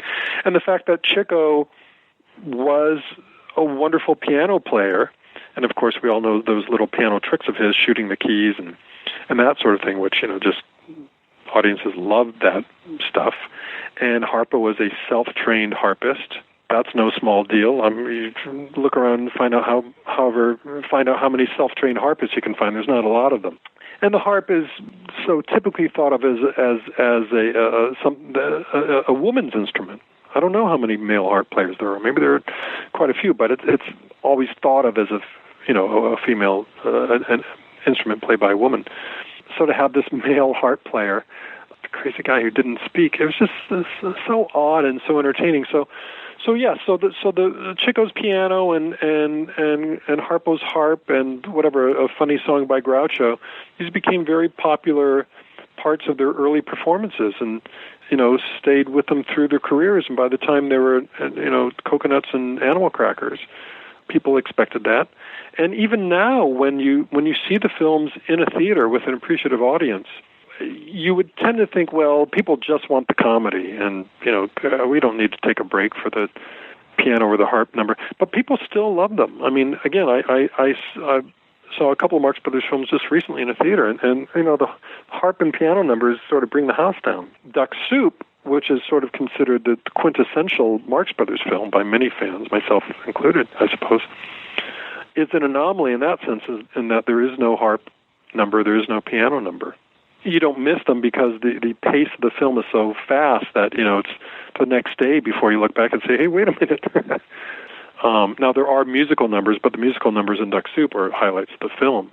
And these are songs written by Bert Kalmar and Harry Ruby, who were friends of the Marxes and had been with them since Animal Crackers, and famously wrote, Hooray for Captain Spaulding, which became, from Animal Crackers, but would become Groucho's signature song and the theme of You Bet Your Life. Groucho was a huge Gilbert and Sullivan fan. He was obsessed with Gilbert and Sullivan, the way I and many other people are obsessed with the Marx Brothers. So he had all their records. He played them again and again, much to the irritation of his wife, knew all the songs and sang along with them. So he was thrilled to have Kalmar and Ruby write these very Gilbert and Sullivan-esque type songs for the Broadway shows and the films. And if you think of, Hooray for Captain Spaulding, or whatever it is, I'm Against It from Horse Feathers, or Just Wait Till I Get Through With It from Duck Soup, these are very Gilbert and Sullivan-esque songs. And even later, Lydia the Tattooed Lady, which was not Kalmar and Ruby, but Yip Harburg and, I'm going to forget the co-writer's name. Someone is screaming it out loud right now listening to this. But again, Lydia the Tattooed Lady, very Gilbert and Sullivan-esque. So Groucho would have his songs to sing, and Harpo and Chico would have their musical numbers, and that sort of completed the piece. Now, later when they made films for MGM, even if I'm watching the DVD, I'm happy to fast forward through the musical numbers sung by other people. Especially once it gets like Kenny Baker and Florence Rice and at the circus, and they're singing Two Blind Loves. Boy, thank God for the fast forward button. And a lot of the other films, the numbers by the ingenues in Animal Crackers are okay. I find the songs, and this is Irving Berlin who wrote the music for Coconuts. The songs by, who is it, Oscar Shaw, is that his name? Oscar Shaw and Mary Eaton, I think, are the ingenues. Oh, why I still know this all these years later, I don't know. Something stick in my head. But the songs that they sing in there, When My Dreams Come True, by the third time they reprise that song, I'm ready to blow my brains out. But if it's a Marx Brothers musical number, it's great. In Duck Soup, there's that, Fredonia's Going to War number, which is amazing. And in fact, when Woody Allen did Hannah and Her Sisters, which was maybe 1984 or thereabouts, if you remember that film at all, Woody Allen's character in the film is feeling suicidal. And he's gotten some bad news from his doctor. He thinks he has a brain tumor. Winds up that he doesn't. But in any event, he's just thinking about life and what's the point and what's the purpose. And he's thinking maybe he'll blow his brains out. And he ducks into a movie theater. And he sees Duck Soup, no pun intended. He ducked into the theater. And as we're watching the movie, the clip that he's watching is the musical number from Duck Soup, Fredonia's Going to War. And he's watching that on screen, and he's thinking, no, life is full of misery and terrible things and unexplainable horrors, but there's good stuff too. There's this. He's watching the Marx Brothers film, and it's what turns it around for him. It's what makes him realize that there's some things in life that make it worth living. And that's the musical number from Duck Soup that he chooses as the moment for his realization. Of course, in Manhattan, he also includes Groucho-Marx on his list of things that make life worth living. And boy, the Marx Brothers would surely be on my list if I were to compile one. Would you say that Duck Soup is your favorite of the Marx Brothers films? I just think because, again, I do like the pace of it. I like that. I just like that from beginning to end. There's hardly a breath in it. Again, you've got Leo McCarey directing. There are just so many great bits in the film. There's the mirror sequence, which is, for all intents and purposes, like a silent movie sequence between Groucho and Harpo. I mentioned the musical numbers. Oh my God, all the stuff with Edgar Kennedy and doing battle with Harpo and Chico. He's got the lemonade stand, and they've got their peanut stand. There's just one scene after another where you say, "Oh my God, that's right. This is in the film too." This is in it too. I mean, just one classic scene after another. And it's all subjective. Somebody else can love A Day at the Races or At the Circus or Horse Feathers Best, and I love all of those films. There's always something to recommend them, but Duck Soup, the dialogue, all of the stuff with Margaret Dumont at the beginning of the film, and it's just the Marx Brothers firing on all cylinders.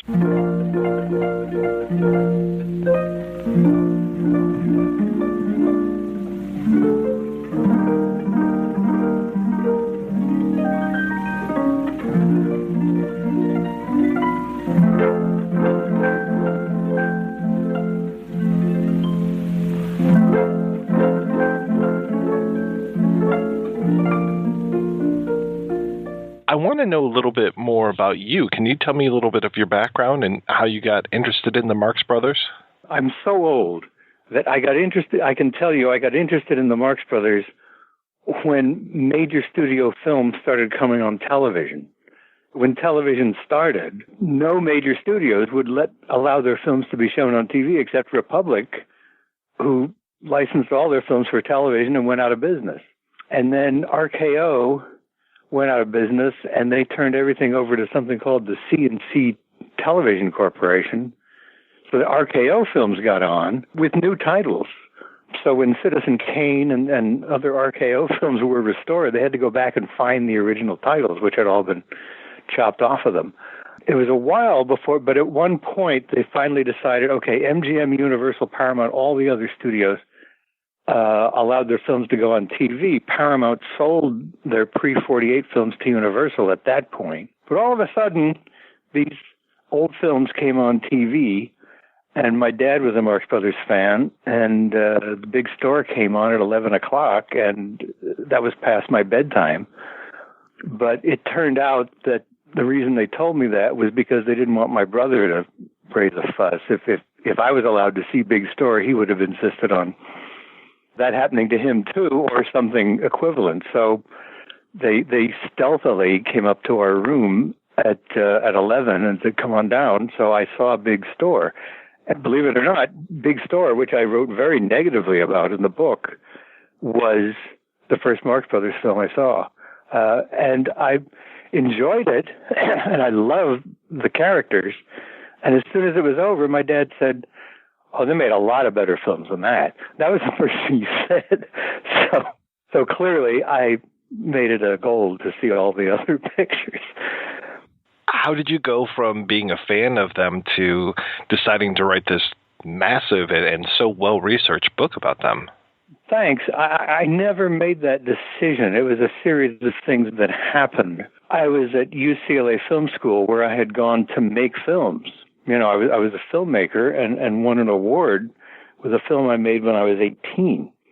And I was now 20, about to turn 21, when a guy named Vin DeBona, who now does America's Funniest Home Videos, but was then just a film student, he said to me, "You want to interview Groucho-Marx?" There's various reasons why he said that. We had talked about the Marx Brothers a lot.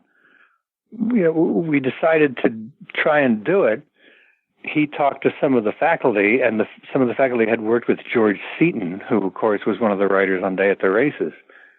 So it came down to, okay, if you want to talk to Groucho, you better talk to him. And he wanted us to talk to him first. So I went up by myself to talk to him. He made an appointment at his office at Universal.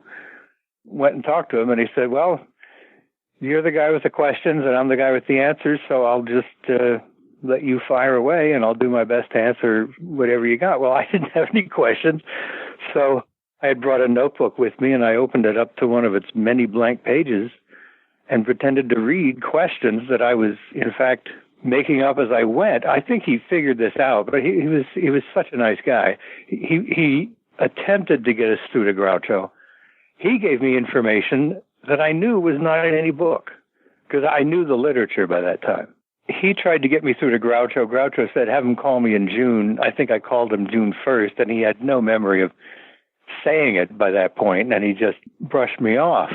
But meanwhile, George Seaton had given us the phone numbers. You know, he felt bad that he knew what Groucho was like. He gave us the phone numbers for Harry Ruby and Irving Brecker, you know, two of their writers. And we did interviews with them. And by the time I finished, I had 3 interviews with information in them that I knew was not in any book. So I got the idea. I was just graduating. I got my BA in that very June. I applied for grad school and got it. So I was a grad student, and there was an independent study course that was open to grad students, and I signed up for it. I thought it would take me two passes at it to write up what I wanted to write up, because I wanted to base it on what was already known about the Marx Brothers, meaning what was in print. And then my 3 interviews, and I thought if I wrote that up, I might get 6 units for that. And I had to get so many units to graduate. So at the end of that first quarter, we were on the quarter system at UCLA. It was a 10-week school term. I had 40 pages on Night at the Opera. And I thought I was going to have more covered by then, but the 40 pages were pretty good. Pauline Kael had already read a sample of this and had liked it very much. So I submitted it, and my professor flipped. And he said, "You've got to finish this, and I'm sure we can find a publisher." And there were stars in my eyes. And he said, "And this could be your master's thesis." And I went, oh no, because I figured they weren't going to let me write it that way. I mean, you've read the book, and it's got puns and sentence fragments in it, and I felt somebody was going to come down at some point and force me to clean it all up. And my professor, Howard Suber, who's since published some stuff of his own that is quite good, he said, "Joe, I'll be the head of your thesis committee, and I'll find more people who can be on your thesis committee. And my thesis, and we will let you do this the way you started it. Finish it the way you started it. He really made me do it and cleared the way through UCLA bureaucracy to get me a master's degree for it. So I'm indebted to him. But even at that point, I didn't realize what it was going to become. It was 2.5 years after that point before I had it done, and I had no idea it was going to be a 500-page book. But he said, you've got to talk to everybody you can. You've got to consult every source you can. And I had never gone to the Reader's Guide to find old articles on the Marx Brothers on the grounds that, gosh, there's so many of them. How am I ever going to find everything? And he said, you've got the Reader's Guide. Look, there was a bibliography in Alan Isles' book, which I had read. And he said, if you've got that, use it. So basically, I completed, I think it was September 1st of 1970 that I submitted the final version, which was then the second draft of the whole thing, to UCLA as my master's thesis, and then drove out to Pennsylvania and took my first job, my first professional full-time job teaching.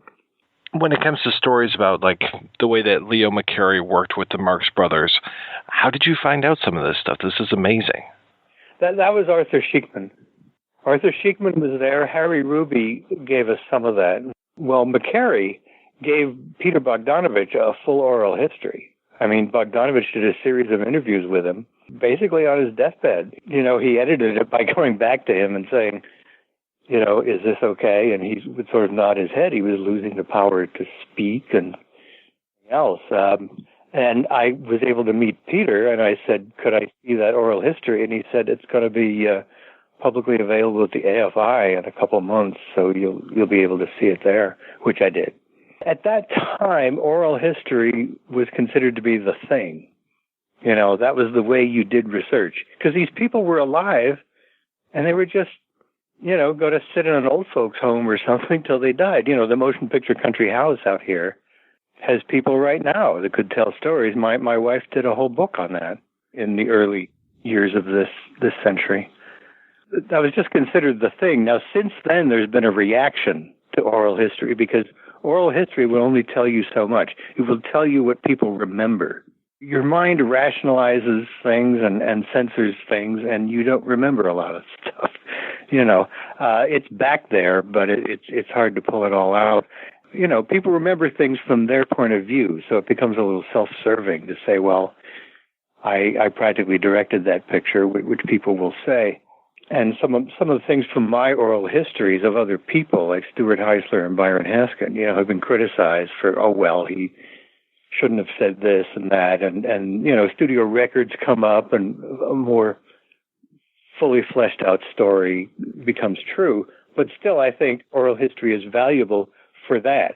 People really took the attitude then that, you're getting it from the horse's mouth, so it has to be right. Well, you're getting a slanted view of a person's career.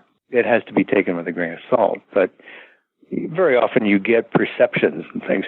I talked to these guys for like an hour. At the end of an hour, Maury Riskin said, that's enough, isn't it? So you got what you were able to get, and then I would go back and, I would only be able to use a fraction of it.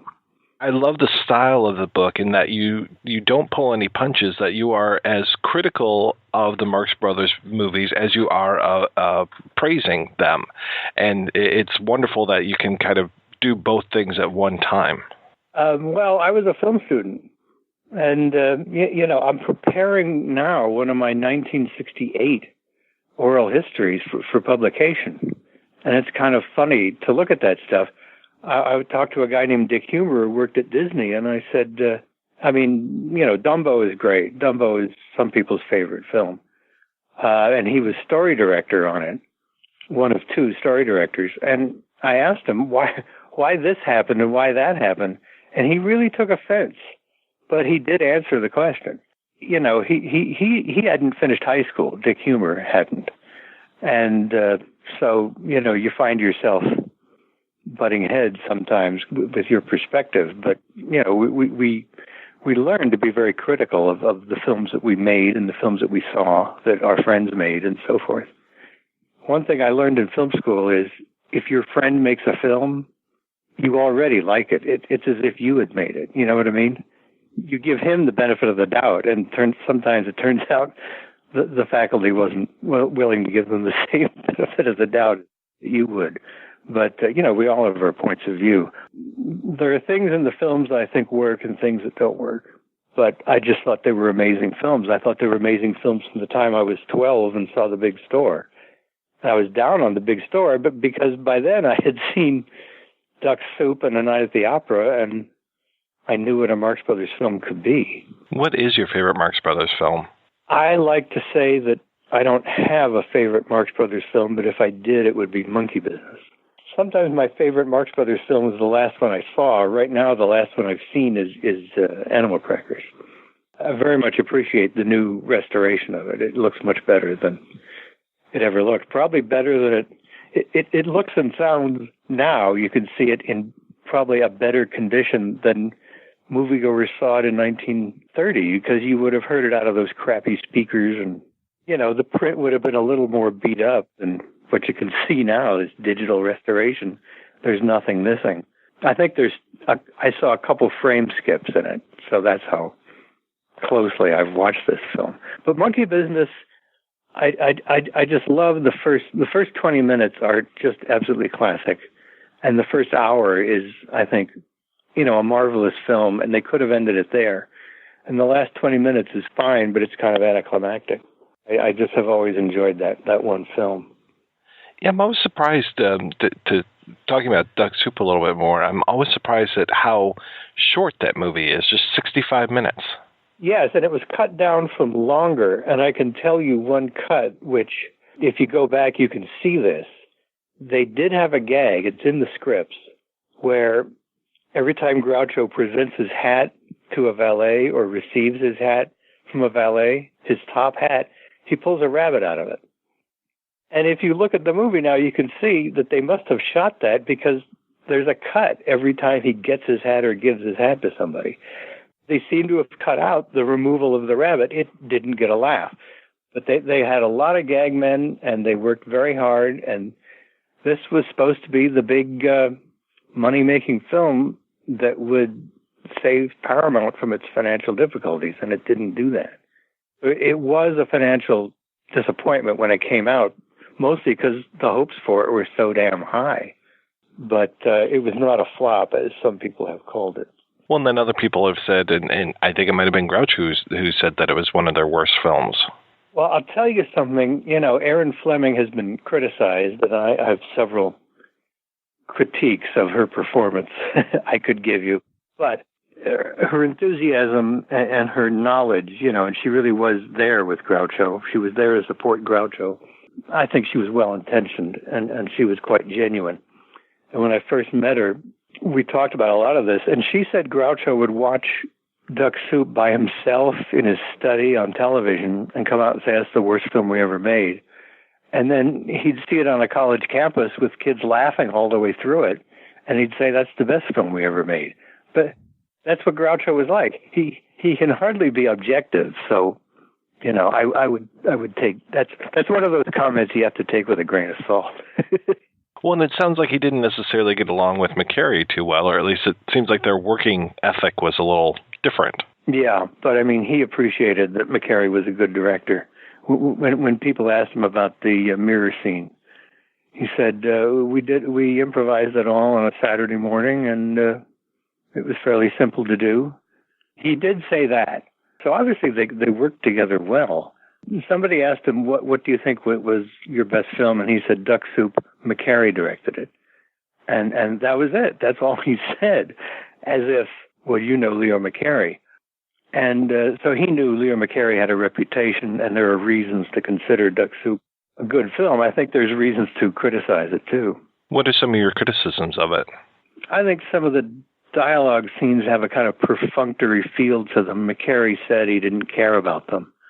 And they just they begin and close some of the, like Groucho's meeting with the board at the beginning with his cabinet, which is where the Secretary of War quits, and Groucho later goes and recruits Chico.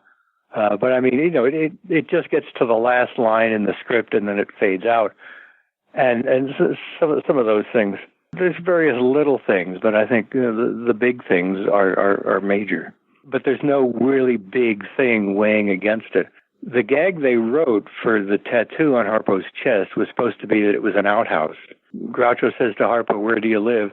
And Groucho bares his chest, and you see this outhouse there. And he says, "Well, be it ever so humble," and he places this home, and he slaps Harpo on the back, and the door to the outhouse swings open, and a little hand pulls it shut again.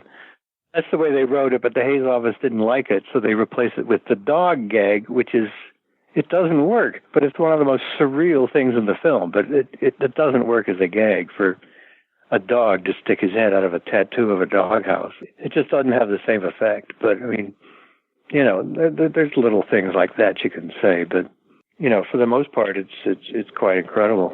I loved it the first time I saw it, and it was kind of funny what happened the first time I saw it, too.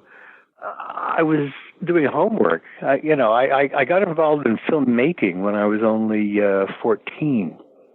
So I stopped really checking the TV listings every week and watching every comedy that came on.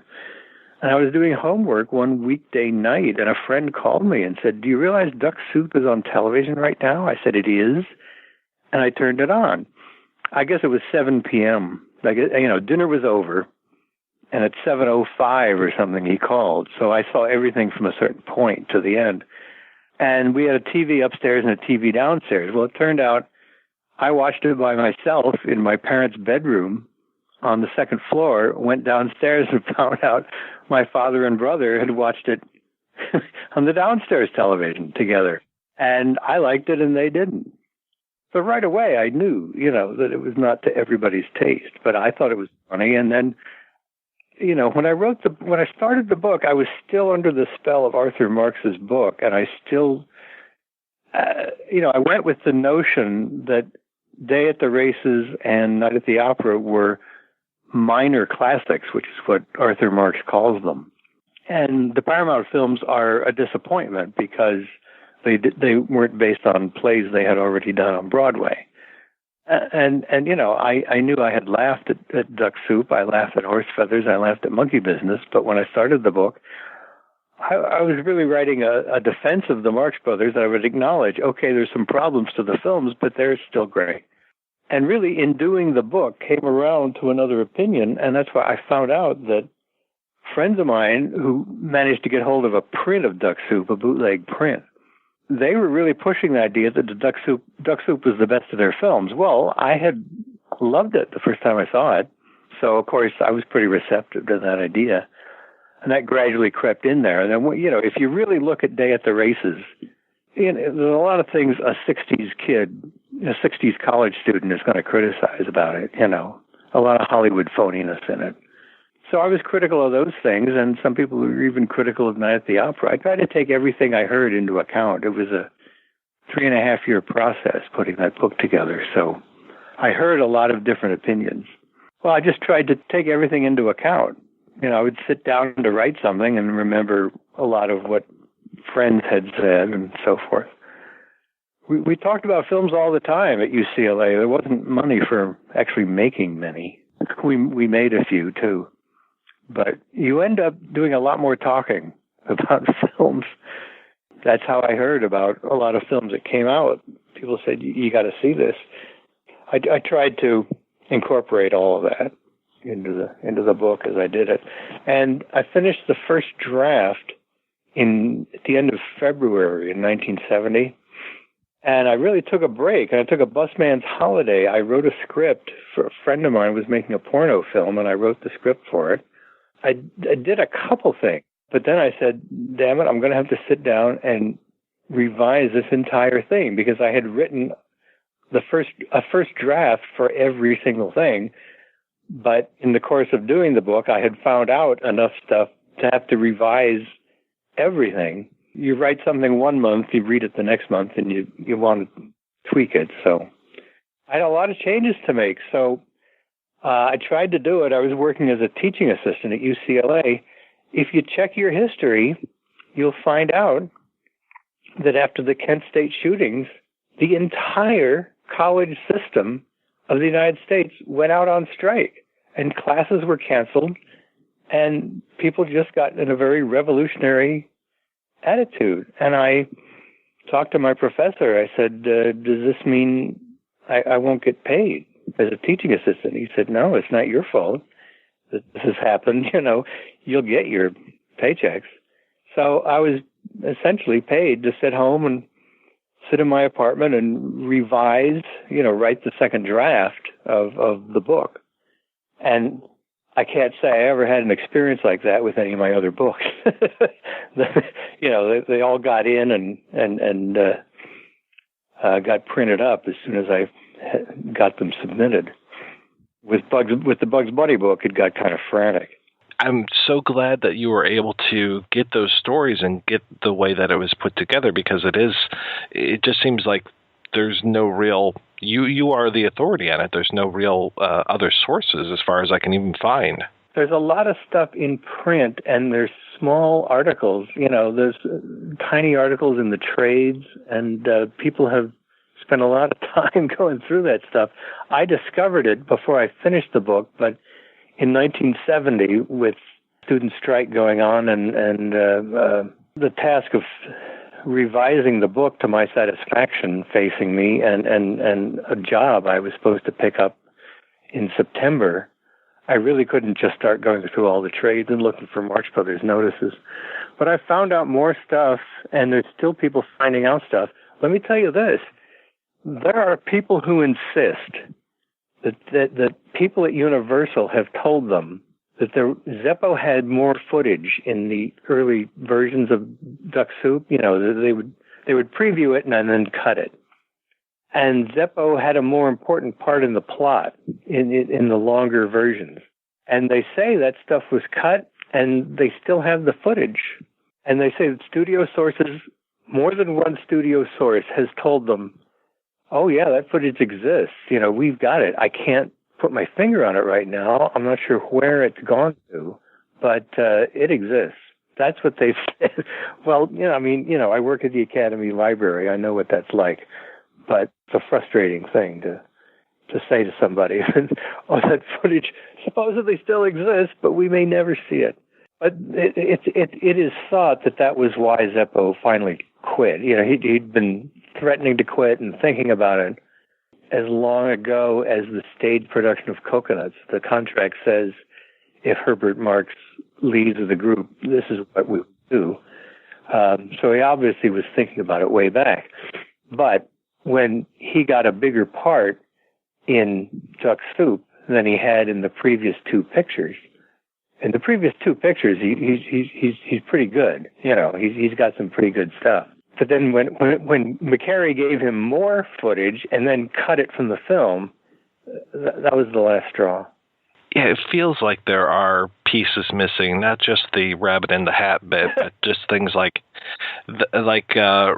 Raquel Torres is the Vera Marcal character. She is there, and then she just kind of goes away. Yes. Even the Leonid Kinski, the agitator at the beginning, it's like he seems like he's supposedly has done stuff before, and then he's just in there, and then again he kind of goes away. If you look at the newspaper headline, you'll see that the newspaper that Trentino is reading in that scene with Harpo and Chico is the newspaper that we have seen the headlines of saying Rufus T. Firefly is going to become president of Fredonia. It looks like I think that scene was in the script to be ahead of the inauguration scene.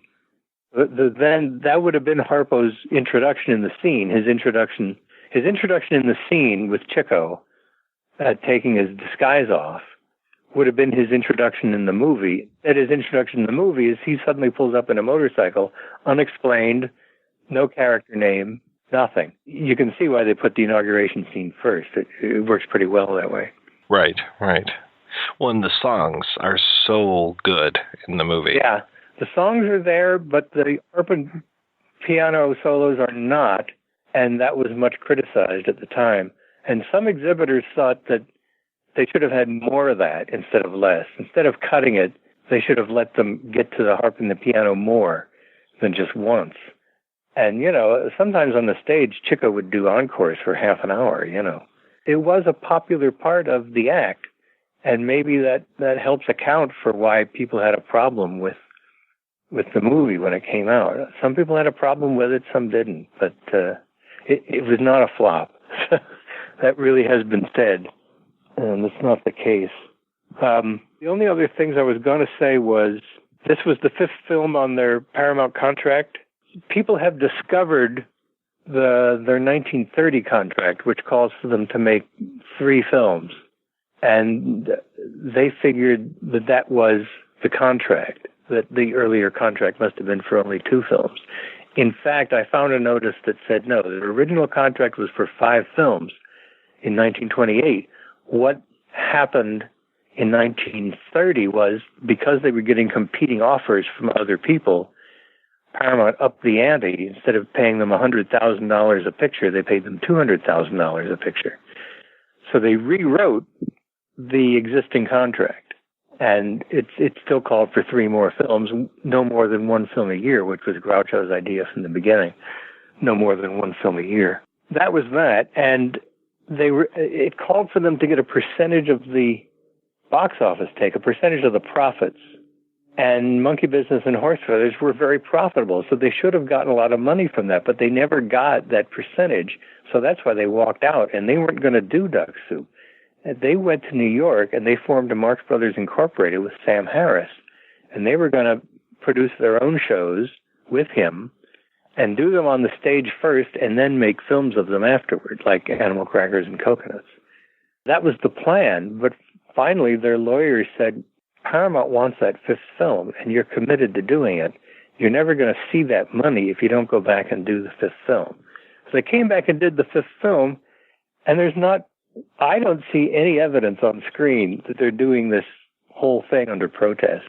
I mean, they're giving it full bore. They're giving it their all. They're doing their 110%. And it just shows how good they were at what they did. I mean, they stepped into those costumes and they knew those characters and they just did it. You asked me a little bit about why it's still popular. I think a lot of it has to do with its structure. I think one reason that I think it's considered the best of the films, and I do consider it one of their best. I think no matter how you look at it, it's one of their best. My favorite may be Monkey Business, but I think Duck Soup and Night at the Opera are probably the peak of their careers. Twin Peaks, maybe.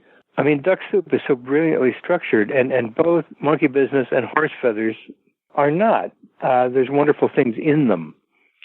And Duck Soup, you might criticize, some of the things in it. You might say some of the jokes don't get laughs. But in fact, it's so brilliantly structured. It's so incredible. If you try and follow them like regular movies, they will lead you down the rabbit hole until you just don't know where you are. I just think they're both incredible that way, and I would also say the same thing about Mulholland Drive, David Lynch's Mulholland Drive, which sets itself up as a mystery, and the more you learn about what happened, the less you understand about life and the world. It's just an incredible thing. Shenandoah is great, but it's a short film, and it's a very surreal short film on purpose. We were attempting to be as surreal as possible.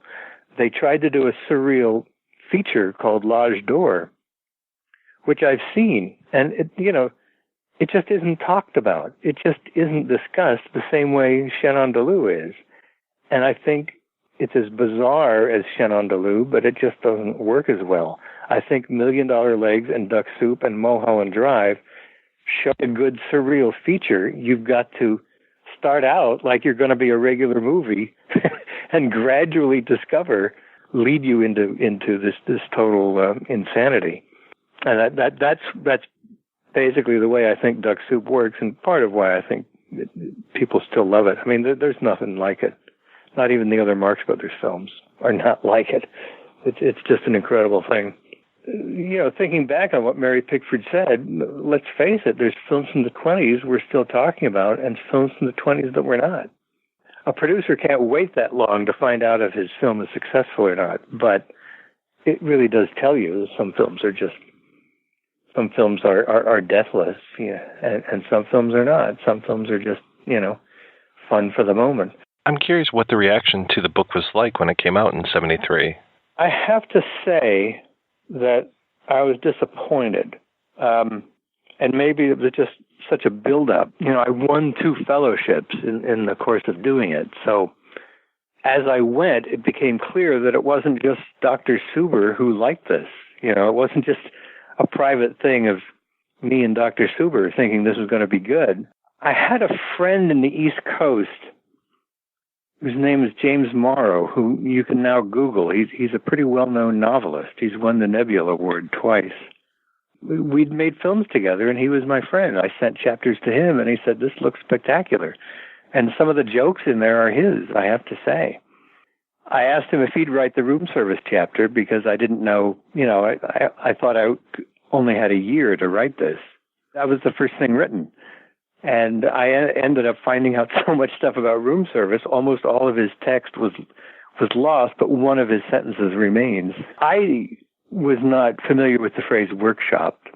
A writer will now workshop a text. He'll send it around. I never heard that phrase, but that's really what happened with that book. And, then I knew. I took it to Simon & Schuster, and they said, they had some changes they wanted to make. And some of them I said, everybody else thinks this is great. I don't want to cut this, So they went with me on that. I was surprised. They gave me a page and a half of corrections, and a third of them I said, you're right. A third of them I said, I know what you mean, but I want to change something else, and I think this will work better.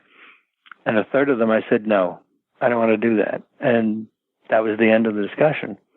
Simon & Schuster was very complimentary when they took it on. They said, hardly do we get a book that's ready to be printed right now. We usually get a book that just needs a lot of editorial work. There's not much for us to do as editors. My professor just said I was a genius, and this was great. Dr. Suber, I won 2 fellowships, one from the American Film Institute. And the second one was won in spite of the fact that I had won this AFI award. They said, well, our rules say we have to go on content alone. We have to go on our reaction to the thing itself, not any other money you may have from somewhere else is not supposed to count. So we just had to give this to you. When George Stevens Jr., running the AFI, when he talked to the guys who were looking at the manuscripts for the fellowship, they had stacks and stacks of manuscripts. And he said, are there any James Agees here? And they said, yes, one. And they pulled out mine. So after all that, I was really expecting, just nothing but great reviews. And I got some great reviews. But, geez, the New York Times just said, it's not bad, but it finally gets tiresome. It actually says there's no other word for it but tiresome. And it's like, no other word for it. I mean, how does that sound to you now? I mean, there's still people who call it their favorite Marx Brothers book, and some people it's their favorite book of all time. And it got all kinds of praise as I was doing it. So to have the New York Times take this opinion was really a downer. And then I realized book reviewers all over the country go by what the New York Times book review says. So in essence, I stopped getting the great reviews saying it was a great book. But I've got a couple. One of them was in Variety. It just said if the Marx Brothers weren't already a legend, this book would cinch that. It was pretty disappointing. How did you meet Bob Weide? Well, I mentioned James Morrow, who I made films with in high school, and then I went to Gettysburg College for 2 years before transferring to UCLA. In that group was another guy, and also Dave Stone. So, those two guys are still 2 of my best friends in the world. Dave Stone, when I decided to come out here after teaching at Penn State for 4 years, I decided to come back and actually make another stab at making it in Hollywood. He came out about the same time. And, we both bounced around, but we were a support group for each other. He was working at Hanna-Barbera when Richard Patterson was working at Hanna-Barbera. And Richard Patterson had made a film called The Gentleman Tramp about Charlie Chaplin. And Bob Whitey was just a kid. He was just a high school kid, but a very ambitious and very intelligent kid. Big fan of the Marx Brothers, of course, and also Woody Allen. But he was a big fan of The Gentleman Tramp. So he sought out Richard Patterson, and he realized he was working in Hanna-Barbera. So he shows up at Hanna-Barbera and says, "I'm trying to make a documentary on the Marx Brothers. Could I get you to be its director-editor?" Dave Stone is right there. So he says, "If you're making a documentary on the Marx Brothers, of course you want to talk to my friend, Joe Adamson." And he went, "Yeah, but he couldn't really figure how I could be involved in this project. But, we talked, and Richard Patterson and he, in fact, didn't get along. So Richard Patterson remained the director of the film. I became the editor. I became the writer. Bob, as the producer of the film, just ended up so busy on the phone trying to solve its various legal problems, which weren't solved until, I think, the week after the show already aired in Los Angeles. I mean, it really was insanity. And PBS really should get points for charging on regardless, because they could have said, "Look, when you've got this all worked out, let us know. Meanwhile, we've got to have a big show that's going to actually be ready in the spring of 1982. But they didn't do that. It's kind of incredible. What was it like kind of revisiting the material that you had covered so much with the documentary? Like I said, I came out here to make films. I already was a college student when I came out here to enroll at UCLA Film School. But I was an award-winning filmmaker as well. My main interest was in making films. So to be making a film about the Marx Brothers, that was just great. But you are looking at a different medium. And it's just like, if we had something we wanted to get across and we didn't have film on it, we tried to put it in the narration. And I did the scratch narration track for the film. In other words, I would edit in the narrator by reading a line into a tape recorder and then transferring it to mag film and cutting it in. And we could see that this was not going to work. So essentially, there's some things that'll work in the narration and some things that you want to have people say on camera. And in 1981 when we actually got to go ahead to actually do this, there were still a lot of people living.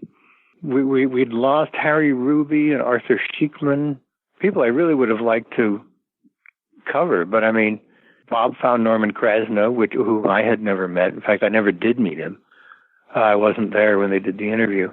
I didn't meet Maxine Marx until later, but I mean, the family, he had to do it with the agreement of the family. We had Arthur Marx and Bill Marx and Maxine Marx, and they all had their various perspectives. So it was essentially a matter of putting it together and figuring out what was going to work and what wasn't. Since I wrote the book, Hector Arce had done a lot of work too, and also Paul Wesolowski had done a lot of extra research, some of which I've now looked at, but we hadn't then. So in other words, we had their cooperation, and Hector Arce actually had died, believe it or not, in 1981. He died in his 40s.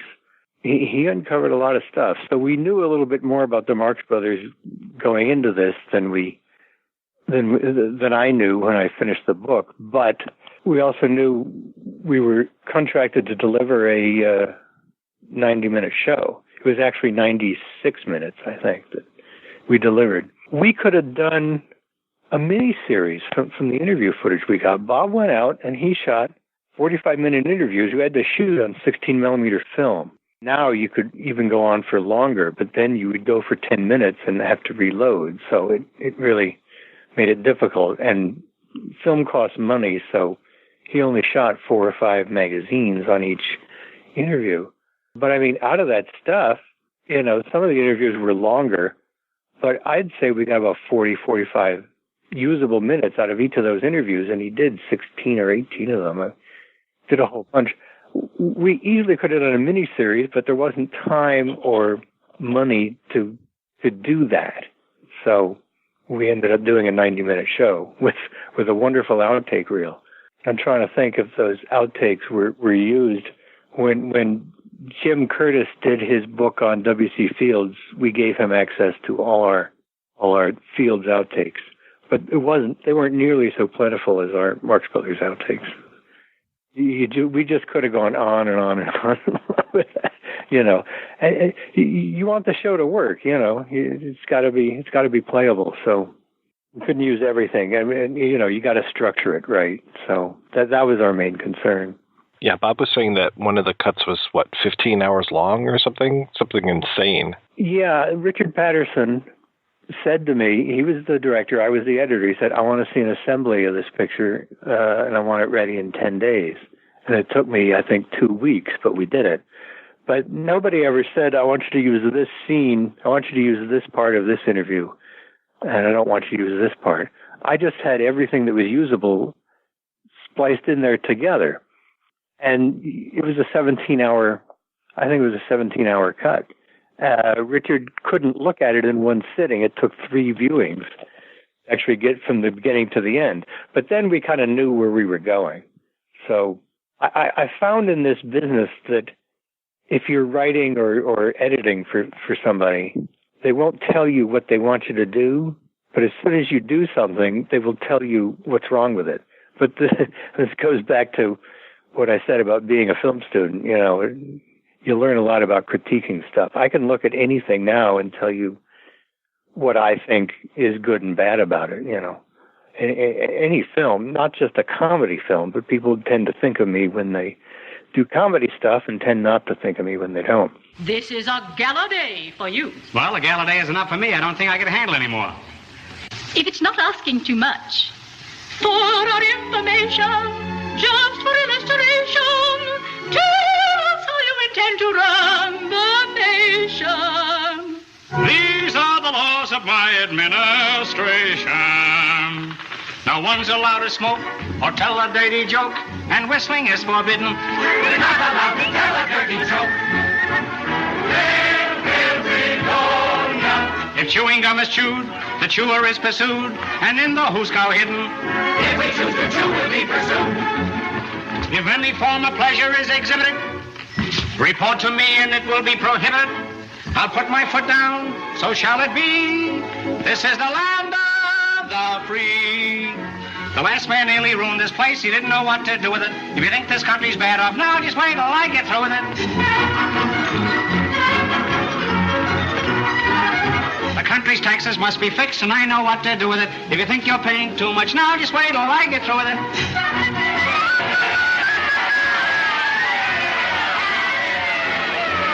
I will not stand for anything that's crooked or unfair.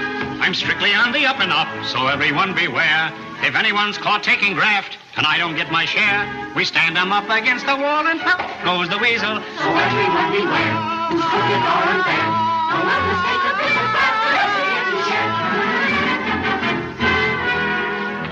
if any man should come between a husband and his bride, we find out which one she prefers by letting her decide. If she prefers the other man, the husband steps outside. We stand him up against the wall and pop goes the weasel. The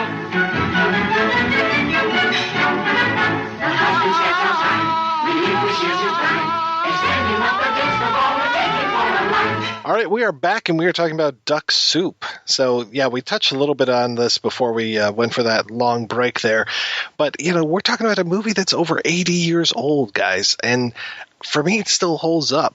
And it sounds like from everybody that we've talked to, it still holds up for them, and it still holds up for us as well. So it's amazing that this thing from 1933 is still so relevant today. Well, as long as we enjoy killing each other in mass and having idiots run the show, I think this film will probably always be relevant. That's completely correct, and I would agree. But I also think that humor, if it's good humor, doesn't die. I think humor is always, if it's strong, if it's witty, if it's clever, if it's well written and well performed, and like you say, Rob, if those archetypes whether it's war in this film or whether it's schooling in horse feathers or whatever, those archetypes don't go away.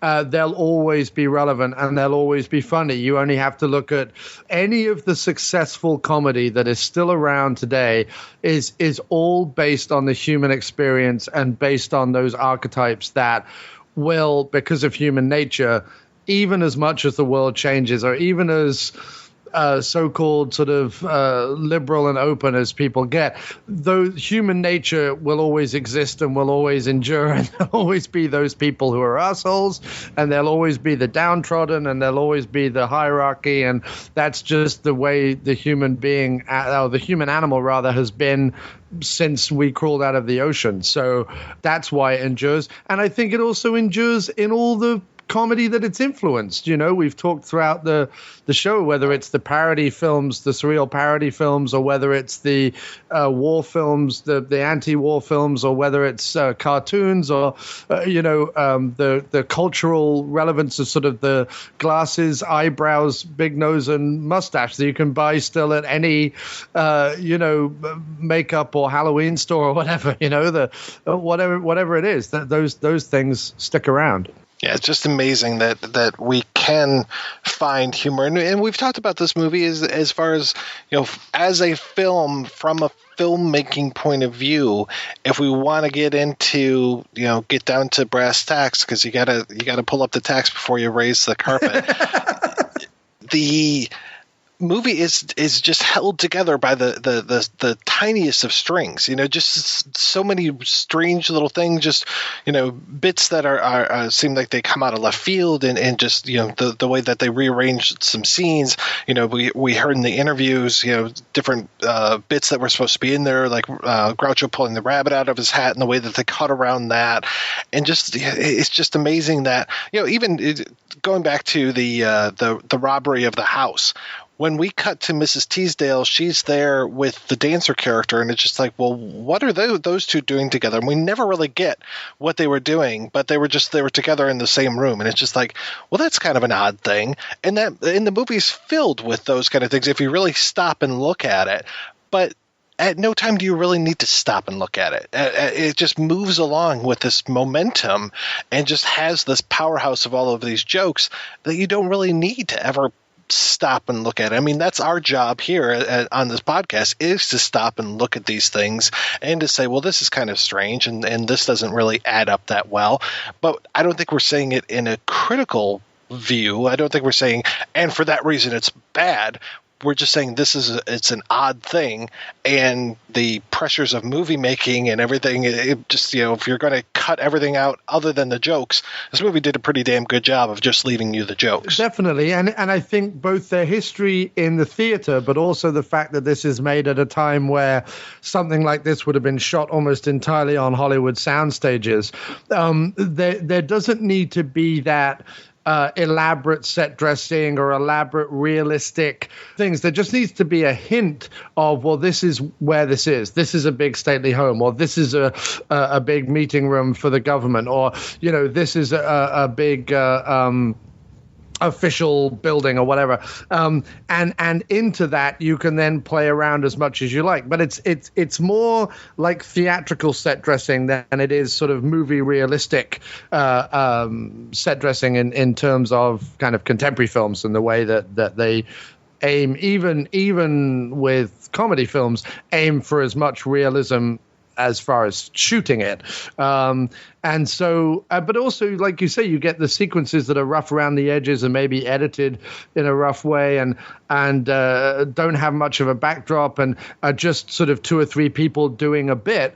And then you get the enormous, huge Hollywood musical number, which has 100 extras who are all dancing in unison, and with different costumes and different levels. And some people are on their back with their legs kicking up, and other people are playing the banjo or coming down the stairs with big feathers or instruments or whatever it is. So you kind of get both in the movie, which is kind of wonderful. It's got a bit of old Hollywood to it, but it's also got a kind of bit of theatrical to it, and everything. And as for the director, he would go on to make some other films that I think people have seen or have really enjoyed, I mean, one of which kind of caught my attention a few years ago, was Criterion put out Make Way for Tomorrow, in which this is kind of a funny story. He was nominated for Best Picture for 2 films that year, Make Way for Tomorrow and The Awful Truth, and he got it for The Awful Truth. And when he received the statue for Best Director, he said, "Thanks, but you gave this to me for the wrong picture,"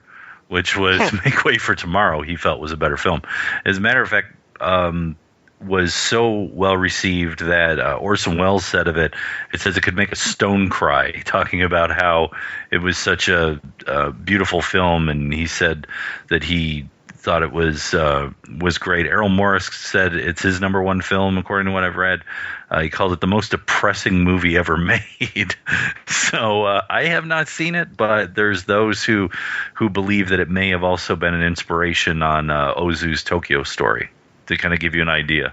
Because I've heard it's one of the most depressing movies ever made, that's why I haven't rushed out to see it. But I would like to one of these days. But yeah, I don't know. I guess I should have watched that right after I watched Fiddler on the Roof a couple weeks ago, and I was just like, let's watch movies that are going to make me cry. Right there with Umbrellas with Cherbourg, Yeah, I mean, the other films that he's probably better known for, because, I mean, at least in terms of titles, An Affair to Remember, and then also The Bells of St. Mary's. So he had a career that went on quite a while. I mean, he started in shorts in the early mid-20s, and before that he had been an assistant to, I think it was it wasn't Griffith, it was Todd Browning. So I mean, he had a bit of a career dating back to right after World War I until the early 60s.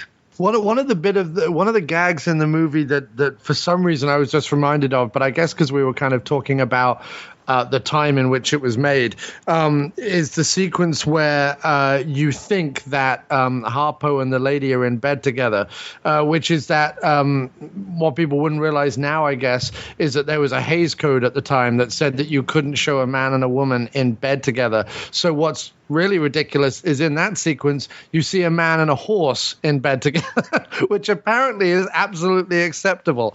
But if you'd seen a man and a woman in bed together, that would have been problematic. But it's interesting that those kind of it's not just the satire of war and all the rest of it that they're doing, that they're also kind of thumbing their nose at maybe the Hollywood establishment a little bit, They ran into trouble with the Hays Code eventually, or they thought they would, so they ended up having to snip a couple jokes. So I'm glad that's why that new Blu-ray box is out now, where we've got those jokes kind of restored. Yeah, definitely. That's fantastic. Well, I hadn't heard about this coming out. So when's that coming out? What's the deal on it? It is coming out October 18th. So just a couple weeks after this one is coming out. So, and that they go back in and they restore a couple jokes that were cut out, some missing frames that had been in there. So people get to see the unexpurgated versions of some of the early Marx Brothers films. So it's The Coconuts, Animal Crackers, Monkey Business, Horse Feathers,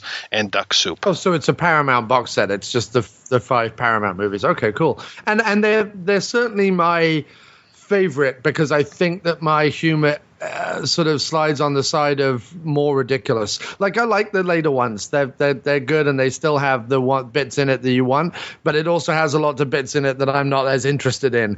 For me, the idea that Duck Soup doesn't necessarily have a linear plot or holds together particularly strongly is not a bad thing. For me, it's kind of a plus. I like knockabout movies that cut to the jokes and cut to the craziness and also get to make a great point along the way. Duck Soup has that in spades. And I think you can watch it as entertainment, and you can also delve into it as deep as you want. Armchair philosophers or armchair sociologists can really pull the film apart as much as they like and have fun doing that too, I think that Animal Crackers has one of my favorite bits, because we were talking about that whole idea of Chico and Groucho are the only ones that can really engage in wordplay, but that's one of those instances where Chico and Harpo engage in wordplay, because Chico is asking for the flashlight at one point, and he just keeps saying, "Give me the flash," and then Harpo proceeds to give him anything and everything that sounds like it could be the word flash. So he gives him a fish, gives him the flesh, all this kind of stuff. It's just amazing. I love that sequence. Yeah, it's tremendous. So I mean, they all of the movies have something. If someone is listening to this, if they're a long-time projection booth listener and they come across this and they either don't know the Marx Brothers or they only know the Marx Brothers from various iconic imagery, but they don't actually know the films, I can't urge people enough to go back and discover these films, because if you like any kind of contemporary comedy, it all stems from, obviously not just the Marx Brothers, but they're great exponents of most of the origin of what we would consider contemporary comedy, certainly filmed comedy anyway. So are there any films that could be, if you're going to do a double feature of Duck Soup and something else, anything that you guys would kind of recommend as far as fitting into this, anarchic war parody kind of thing? The only thing I can think of that comes close in terms of the anarchy and wordplay and satire would be Dr. Strangelove. There are others that are war satires or government satires, but they're not as crazy as this one.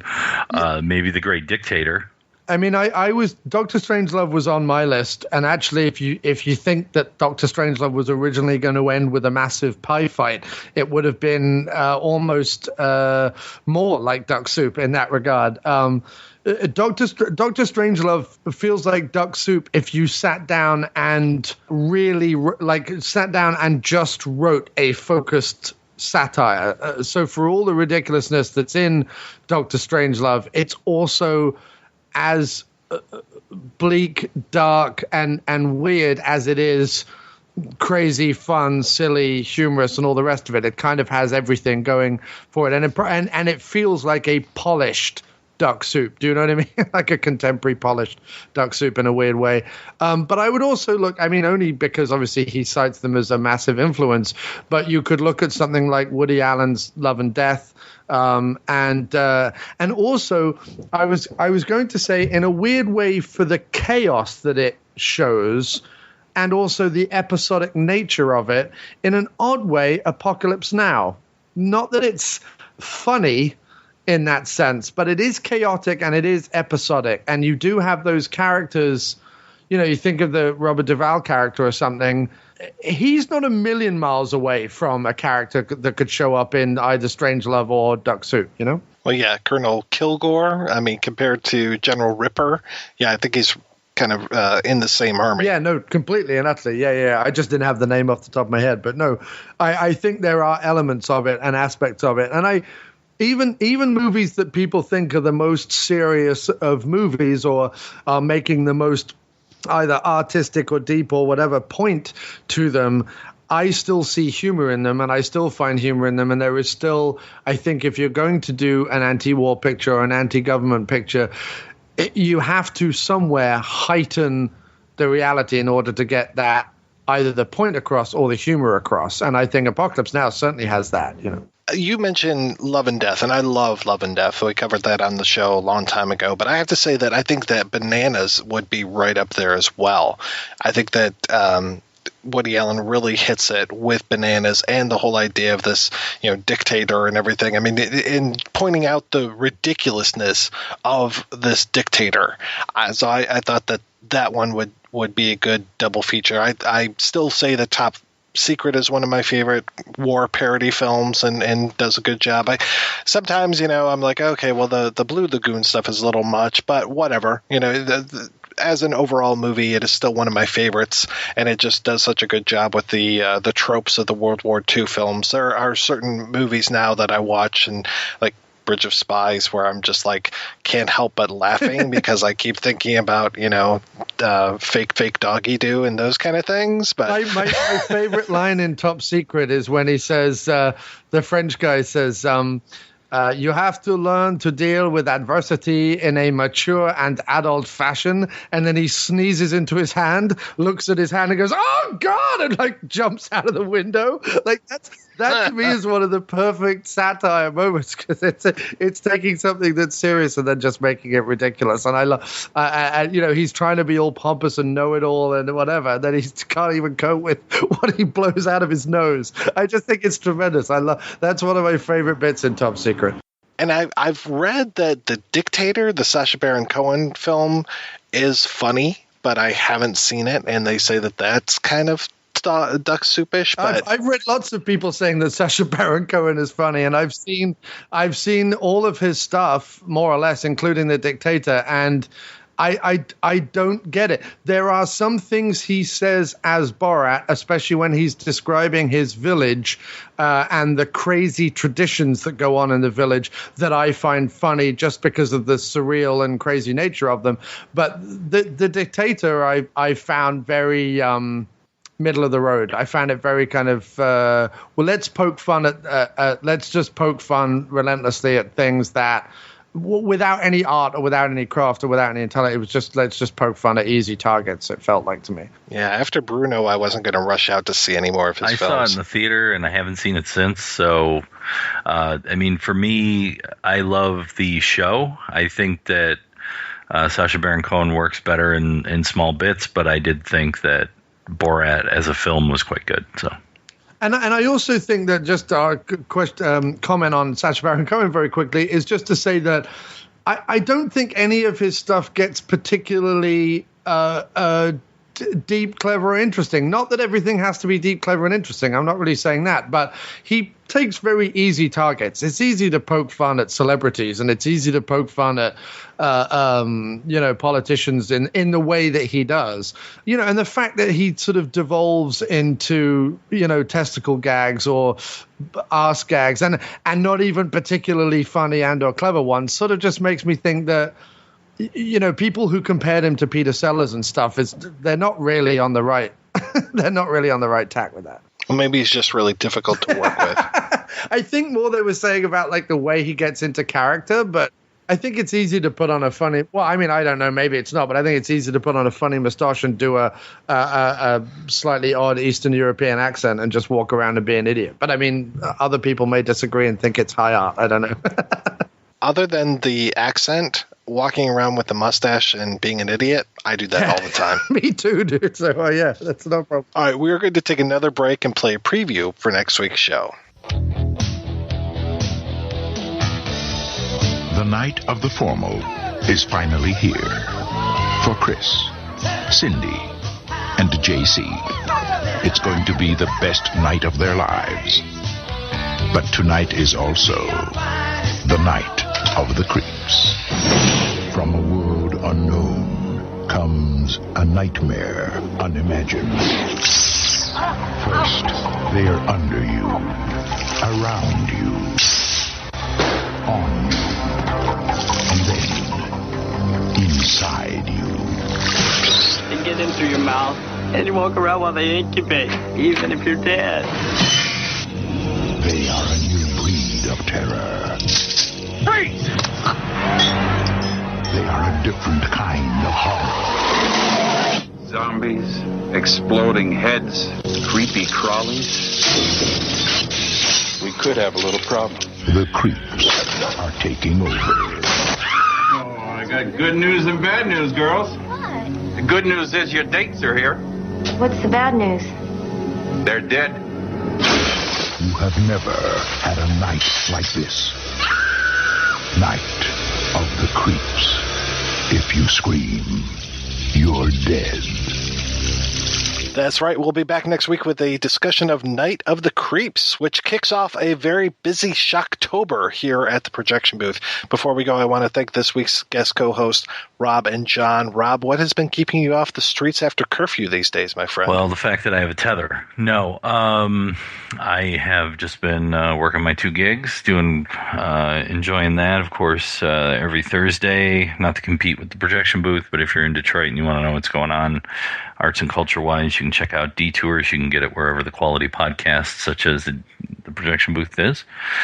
and then of course my my other day job. But the other thing that I launched, and I'll tell you now because it's coming out in the next few weeks, so get ready. I have started a record label. That's right. I've started a record label. It's called Hold Fast. And my first release is coming out, and it is MC Nightshade and the Theater Bazaar Orchestra. Theater Bazaar being the great world's greatest masquerade every Halloween season here in Detroit. To call it a Halloween party is a drastic understatement. But as for this mysterious Mr. MC Nightshade, it is David J., who is the bass player and songwriter for Bauhaus and Love and Rockets, and sort of leading I guess you would say, Weimar cabaret / New Orleans traditional jazz orchestra, and singing about carnies and all kinds of things of the night. So if you like Tom Waits, if you like Nick Cave, if you like Bauhaus and Love and Rockets, I'm your man. So go to hfvinyl.com, find out more about that, and David will be out with the band playing some select shows around the country over the next couple months. Yeah, that sounds incredible, Rob. Yeah, drop me a link to that website, and so that I can look it up. I love that kind of everyone you just referenced. I'm like, yeah, I'm going to love that. So I want to hear that. Very cool. Thank you. And John, how many podcasts are you doing these days? Yeah, actually, only 2. I had to think about that. Only 2, and one of them very, very sporadically. But for people who don't know, I am the person behind the After Movie Diner, which started off as a blog, became a podcast, and is now an entire website. Much for my sins, considering it takes all my time to maintain it. But you can go over to aftermoviediner.com, on which there is my podcast, The After Movie Diner, but also the second one that I'm kind of a co-host on, which is Dr. Action and the Kick-Ass Kid Commentaries podcast, which is sort of if MST3K riffed on 80s and 90s action movies, but did so without a censor. It's we kind of make a lot of I don't know what you'd say, adult jokes, I guess. But it's 80s and 90s action movies, so the films of Steven Seagal and Dolph Lundgren and things like that. But we love those films, so we do it with love. It's not attacking at them or kind of mocking them ironically. So that's a good fun show to do, but that comes out sporadically. There's the After Movie Diner show, which comes out every week, where for about the last year, we've just been looking at one film a week. And it tends to be on the genre, cult, Americana, odd or weird kind of films. And sometimes we do independent films as well. We get a lot of independent submissions, so we do those as well. And then the other stuff you can find on the website, if I'm not going on too long, we have comedy articles that are written about Hammer horror films, which is one of my favorite things, from the bloke down the pub, which is one of the great things. We have Bollywood films reviewed on there. We have a series being done at the moment by one of our contributors on cult classics. He just did Halloween 3, and before that had done Texas Chainsaw Massacre 2 and Ms. 45 and some others. So, if you are a fan of genre, cult, Americana movies, then the aftermoviediner.com should have something that you like. Apart from that, I also do some music under the name of Miscellaneous Plumbing Fixtures, which is cumbersome at best. But you can find Miscellaneous Plumbing Fixtures on Spotify and Bandcamp if you so wish to hear some kind of folky, bluesy, rocky kind of comedy-infused songs. Did you take a breath during that? No, I didn't. No, and I wow. I always feel embarrassed rambling on about myself like that. But no, please check it out if you're even remotely interested. Well, thanks again, guys, for being on the show. Thanks to everybody for listening. Please head on over to the website, projection-booth.com, where you can find out more about today's episode. I'll be sure to link to what Rob was talking about and all those things that John was talking about.